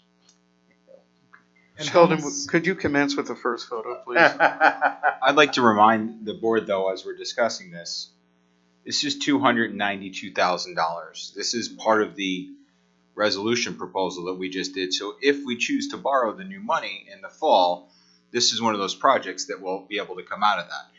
If we choose not to do it, at some point or another, when these tennis courts do need to be done, and we don't have that debt available, Yeah, it's going to come out. then it's going to come out of the general budget. And at that point, we'll be asking the taxpayers for $300,000 during that year in order to repair this. My question was, when is this going to occur? Like when, because it says to be determined. Did you? They can start right after our season ends in June. So summer and summer be tennis. open for the fall tennis season. So the summer tennis is out. Summer tennis would be done. Okay. My Sheldon, big can you pause concern there? here was, we were lucky this year we didn't have a heavy freeze thaw. But I've been at places where when you start having cracks like this and you have a heavy freeze thaw, Oh, you yeah. actually start getting a lift. Separated, yes, yeah. And if that happens at a court, we'd have to make the courts out of limits, and not use them at all. Dr. Badler, when you say summer tennis, are you talking about the Townships program? Yes, but I have it's come through my my parents wear like 4 times. So we, I just, so we it is. we still have the courts over at the high school they can use. Oh, okay. This Okay. is our That's what I varsity was courts wondering. down at Happy Landing here, or down our. Okay, these so are they our would be varsity able to courts. use Have, those ones. has anyone in administration spoken to the Tom township? LeGaff has, and he was surprised to hear because no one ever put the request in to use the courts. They usually do it like a week or two before, but he didn't get it. Okay, he didn't get it, but he will talk to him and offer the. But high school courts. they're able to work something out. Yeah. Okay. And Brian, once more, my head is swimming with numbers. The number of years this will give us. It should be 20 years. We 20. might have to Okay. repaint it, because of course, color's gonna fade after 10 or 15 years. But I probably won't even be alive then, so thank you. Oh, stop it. Forgive me if you've said this already. My brain is fried a little. That court is down a pretty big hill. So water goes down there, and that's what creates a lot of this issue. So how long are we guaranteed that it's not going to crack from? I think they give a minimum of 12 years on the warranty. 12 years on the warranty, in which case they're going to go in and replace the whole thing if we start getting cracks from the whole thing. Okay. And besides that, last year we had geotech drillings, and actually went down to see how if the stones underneath were still intact, and everything's still intact. So the water's running underneath it. It's just the freeze fall in the macadam. Once you get a crack in the macadam, it goes. Any further discussion? If not, all in favor say aye. Aye. Opposed? Any abstentions? Motion carries. Okay, and for the last item, it is recommended the Board of School Directors approves moving forward to accept the proposal for the junior high school HVAC system. Second. We have a motion and a second. Any discussion? All in favor say aye. Aye. Opposed? Any abstentions? Motion carries. All right, Dr. Hearing, that is it for my committee report. Jason, you did an amazing job. Thank you very much. I appreciate Nailed that. Thanks for those everything. kind words. And just for the administration, if in the future, if we can make sure we keep all those separate for votes, I like to make sure that we discuss everything for the community. Thank you very much. Okay. Next on the agenda, Policy Committee, Dr. Hamburger. Thanks, Dr. Herring. We've got 2 policies on the agenda for approval. I'm going to break these up into 2 separate votes, if we could. We're going to start off with it's recommended the Board of School Directors approve policy 011, Principles of Governance and Leadership. Second. We have a motion and a second. Any discussion? All in favor say aye. Aye. Opposed? Any abstentions? Motion carries. Our second policy is recommended that the Board of School Directors approve the following policy 237, electronic devices. Second. We have a motion and a second. Any discussion? Yes, I would like to say something. First, I'd like to apologize to my fellow board members for not speaking up at the Committee of the Whole meeting. I understand the time for discussion should have occurred then, and I am sorry. However, I would be remiss if I did not explain why I will be voting against this policy update as it stands.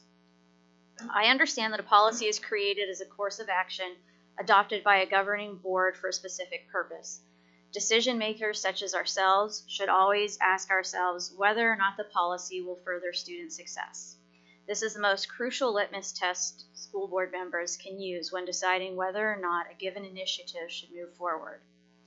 Our current policy states that the board prohibits the use of electronic devices by students except as specified by administrative regulations as approved by the superintendent, as well as prohibiting possession of devices in district building, etc. I would be comfortable with the updated policy if the authorized use of electronic devices were relegated to the first option that is highlighted under authorized use of electronic devices. I understand that we're playing catch up with the senior high and that they have their devices on them quite a bit. However, I do not think that policy should necessarily be changed to accommodate what is happening currently. I think that policy should be set as a standard and that it is followed, that the administration carries out the policy. So for that reason, I won't be voting in favor of this one. I'd just like to say, I think one of the things that we're seeing in this policy, it's kind of a shift in maybe culture, you know, in what's happening in our world today with electronic devices and more specifically cell phones. They've become so commonplace that virtually every secondary student seems to have a device, and it's actually working its way down, I think, to the elementary level. I think there are some people, and there are some folks, and there's some good research to suggest that that this may not all be a good thing.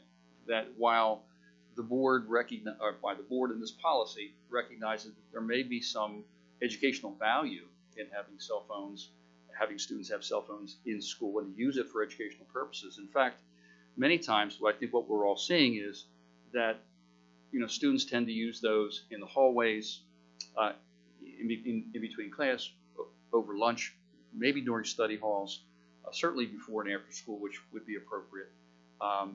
But educational purposes, not so sure whether that's actually, you know, what's happening with cell phones. All of our kids have computers for the most part, all secondary level kids at least. And so I think where their need for electronic technology is pretty well taken care of. I think the concern really is, should we be loosening some of the standards relative to when kids should be allowed to use these, or are we just sort of accommodating what's now become sort of a cultural shift, which is allowing these devices to take over our lives? In many cases, I mean, it's debilitating our kids. I mean, I've seen cases where, you know, we've had family members who will stare at a cell phone and won't even look up at you or speak to you when you approach them, or when they're at the dinner table, won't put it down, or if we're out to dinner or something like that. So, I mean, I think we've all seen how attractive they are to young kids and how much of a distraction they can be. So, I think, you know, Dr. Ballard called me up yesterday. We had a little discussion about it yesterday in anticipation of our meeting today. Not to necessarily, from my perspective, derail this policy, but to kind of allow the board to kind of reflect on the policy a little bit more in terms of what it really means, and actually maybe start a dialogue possibly in terms of, you know, what are our feelings about how kids are using cell phones today in school, and are we concerned? I mean, there's some research that actually says kids' academic performance goes down, you know, when districts have enacted more liberal cell phone policies in terms of students, and because of all the distractions they provide, and many other problems in terms of other things like harassment and bullying and those sort of things, which can occur as well as a result of excessive use of the technology, especially in school. So, just some thoughts to think about as we go into this vote. Okay. I'm sorry. I just wanted to get clarification, Dr. Badler. When you say that you preferred option one, are we referring to the three numbered items that are under the board directs that electronic devices may be used in authorized areas, and those three items underneath? What? I'm sorry. No, I'm so sorry. So, under authority, it says authorized use of electronic devices. I would be okay with the board authorizes use of electronic devices in the classroom and educated related activities in an approved location under the supervision of the classroom teacher or staff for educational purposes. All use shall be in compliance with the Code of Student Conduct and board policy or as designated in an IEP or 504 service agreement, not building principals in consultation with the superintendent. Okay. And so then, you would rather have the board have that control? Well, it's not that I would, it's setting the policy of when students should be allowed to use it.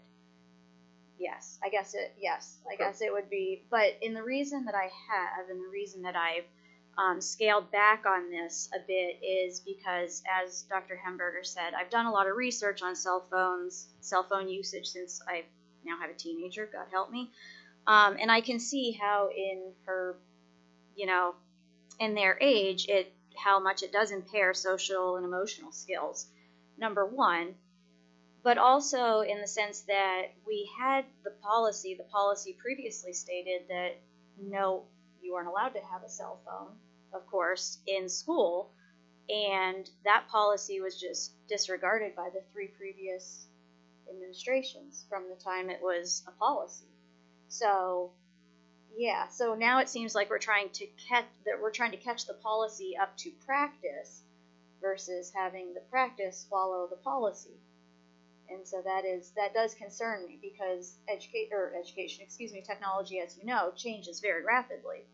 And I wouldn't be comfortable, I don't feel comfortable, and a lot of the people that I've talked to don't feel comfortable of having their children on a unsupervised network anywhere in the school, especially during, like it even mentions library and study hall. So the kids instead of study hall are going to be watching YouTube videos, because let's be real, that's what they're going to be doing, or watching something else like that, whether good or bad. But that, we're not paying to have that. They can be showing friends, all these things. I can't protect my child from that. I can tell him what he can and cannot be on his phone. I can set those parameters, but I can't, prevent him from seeing something like that, whereas we pay thousands of dollars to the tech department to provide a safe learning environment on all of these computers. And I'm not saying you can't carry your cell phone in your in your backpack or in your Chromebook case off for, an emergency reason. I'm not saying that. I'm just saying that it should be off during school and that it can be used for educational purposes, as we are an educational institution. Should we table, is this a situation where we want to table this for further discussion at the next committee? Or we can. Or do we want to move forward with this vote? How do we do that? You need to have a motion to table it. Do you want to do that motion, or do you want to just go for the vote? Or what are you comfortable with? Could we just address it as an administration? So as having 2 older children that have gone through the district and also have an 8-year-old, I can completely understand the concerns about cell phone use. But you're not going to be able to create a policy that prohibits teenagers from using cell phones, or we will literally have to hire assistant principals just to manage the cell phones. And I don't think we're financially in a position nor need to hire people just to tell kids to put their cell phones away. It is unfortunate that the previous administrations did not realize, perhaps, or recognize that the policy did not match the practice. But that's where we are today. And I would be remiss if I didn't say that there, at this point, if you choose to want us to scale back on cell phones and tell kids at the high school that they need to keep them in a locker or a backpack, that's not going to be successful. We are going to be fighting a losing battle. If parents don't want their kids to have access to cell phones, they shouldn't buy them. If they don't, but that's not what's happening, because people don't have landlines anymore. So it's really become a matter of security and safety for families at this point to provide their children with cell phones, and that's certainly their choice.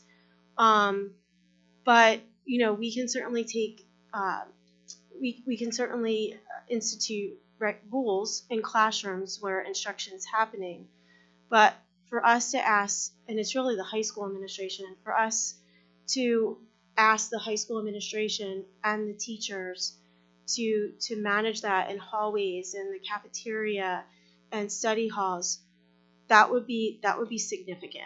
So I do think that it's really important that you have that information, and I'm not saying that all cell phone use is for good, because I know what the discipline looks like, but that just adds another layer to this, and this is the reality that we're dealing with cell phones at this point.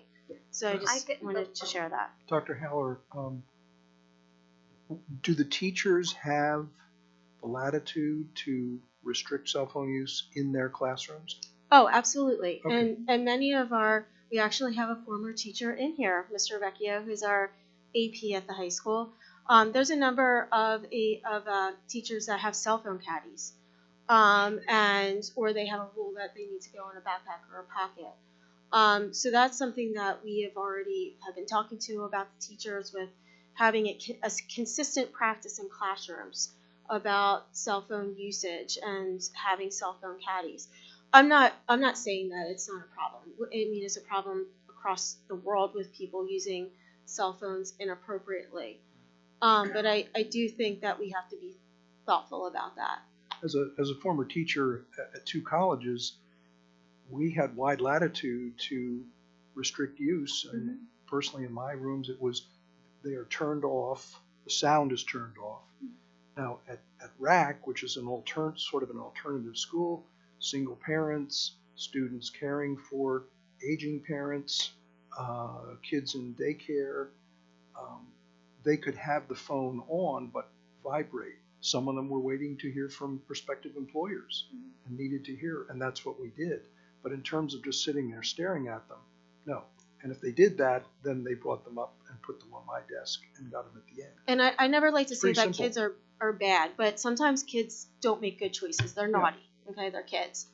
And when we have kids that make not great choices, typically at the high school, they restrict the cell phone access.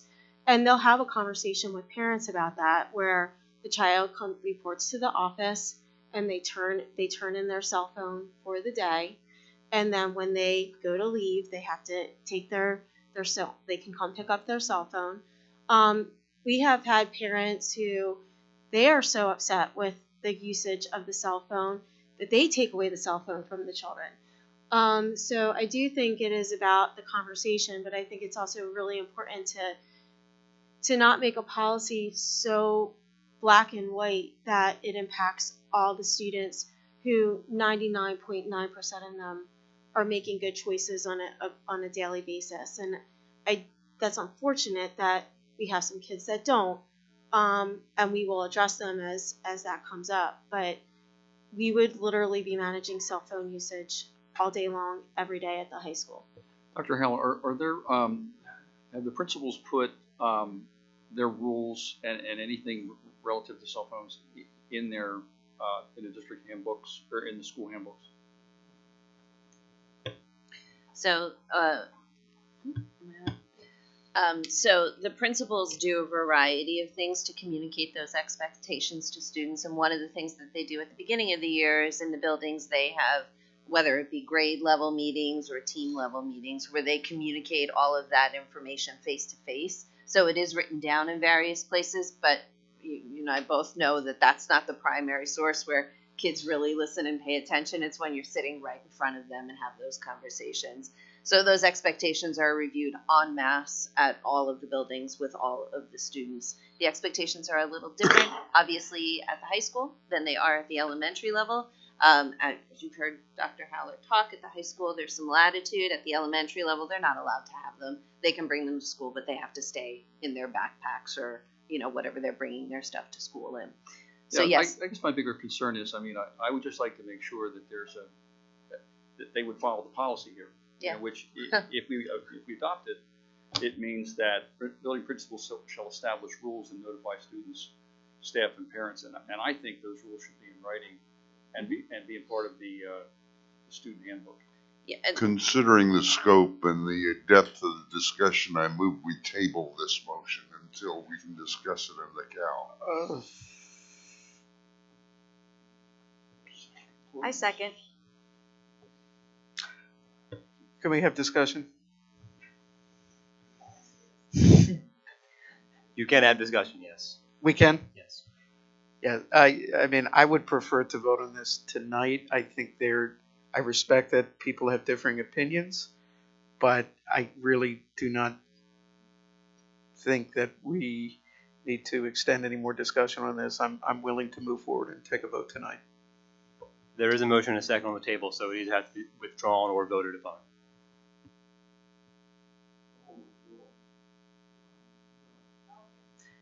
So It's not nice, Bob. we need to vote. Okay.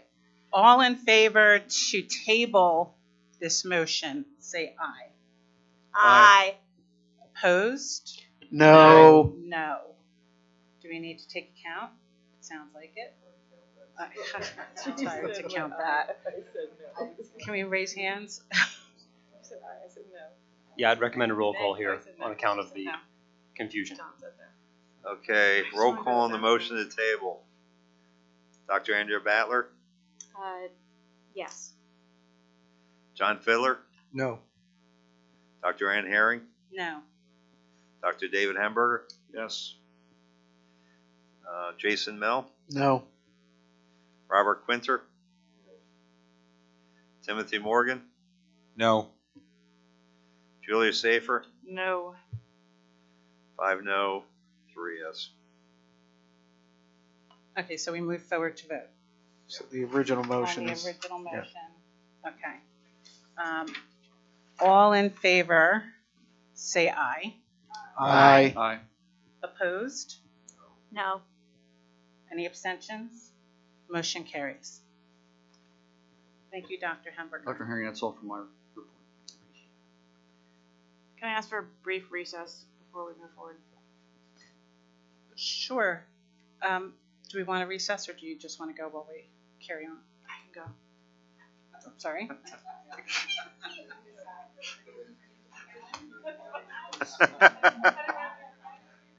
Appreciate it. No more voting. Okay. Anyway. Athletics, extracurricular activities, Mr. Quinter. High school and junior high school women's sports have started. Of course, and I hope you're aware that the varsity basketball team is headed for the state championship for the first time in 50 years. The game will be Friday night at 8 p.m. at Hurst. The district will publish information on purchasing tickets sometime after midnight.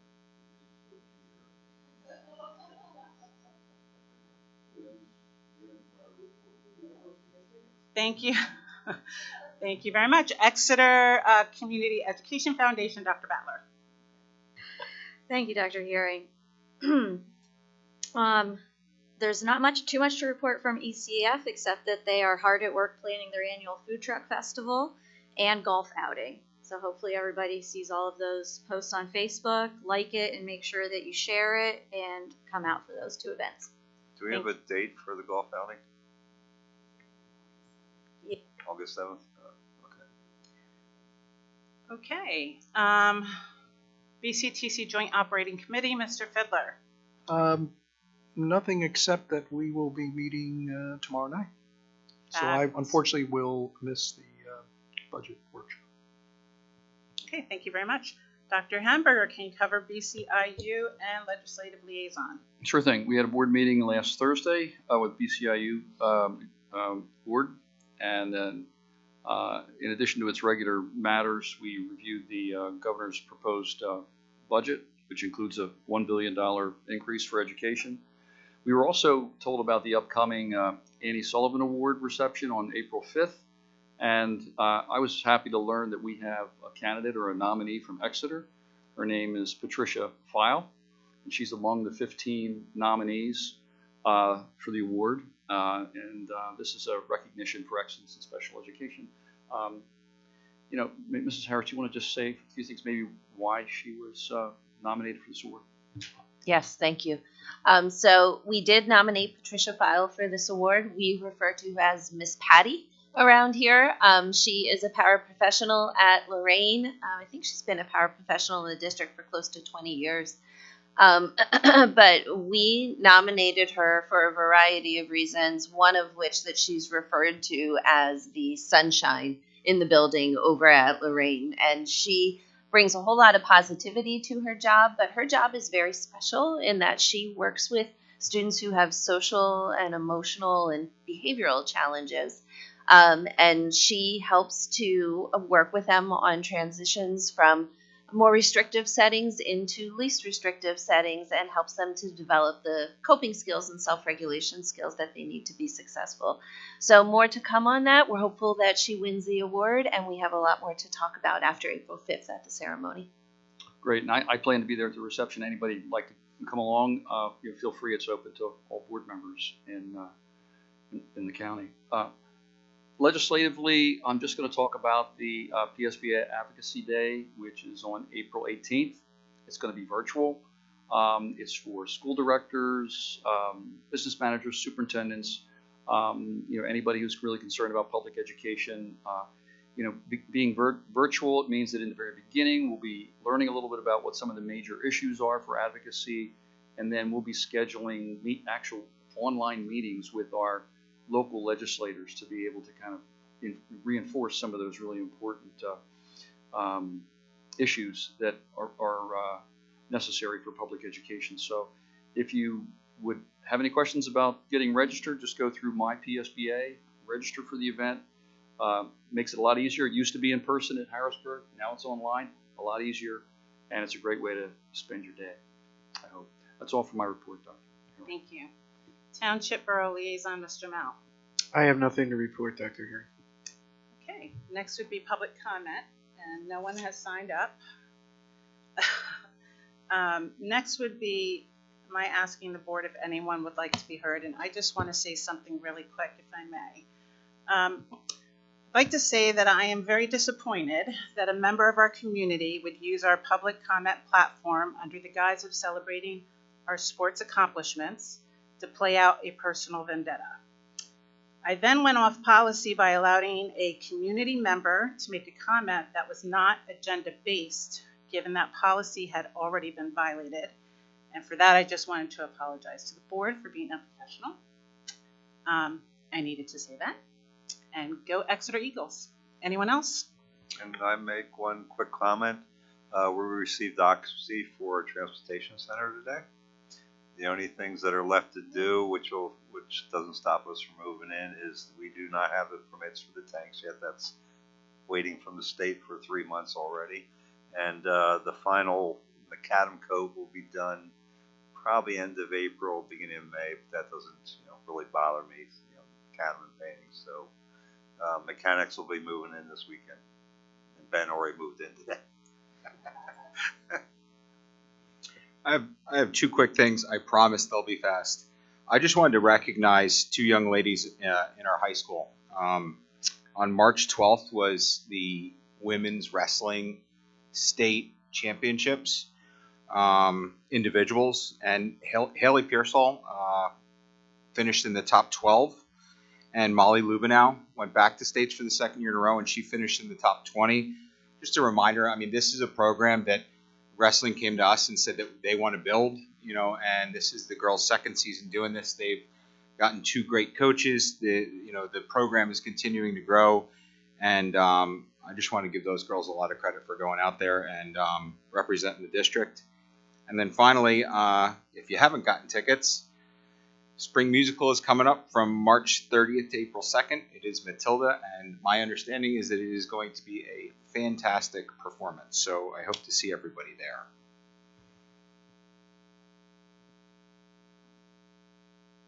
Go Eagles. Okay. All right, really quick. Reminder that tomorrow is our budget workshop meeting at Wanton Creek Library at 6 o'clock. Our next board meeting will be Tuesday, April 4th at 6 p.m. for our committee of a whole. Hearing no objections, please can we adjourn?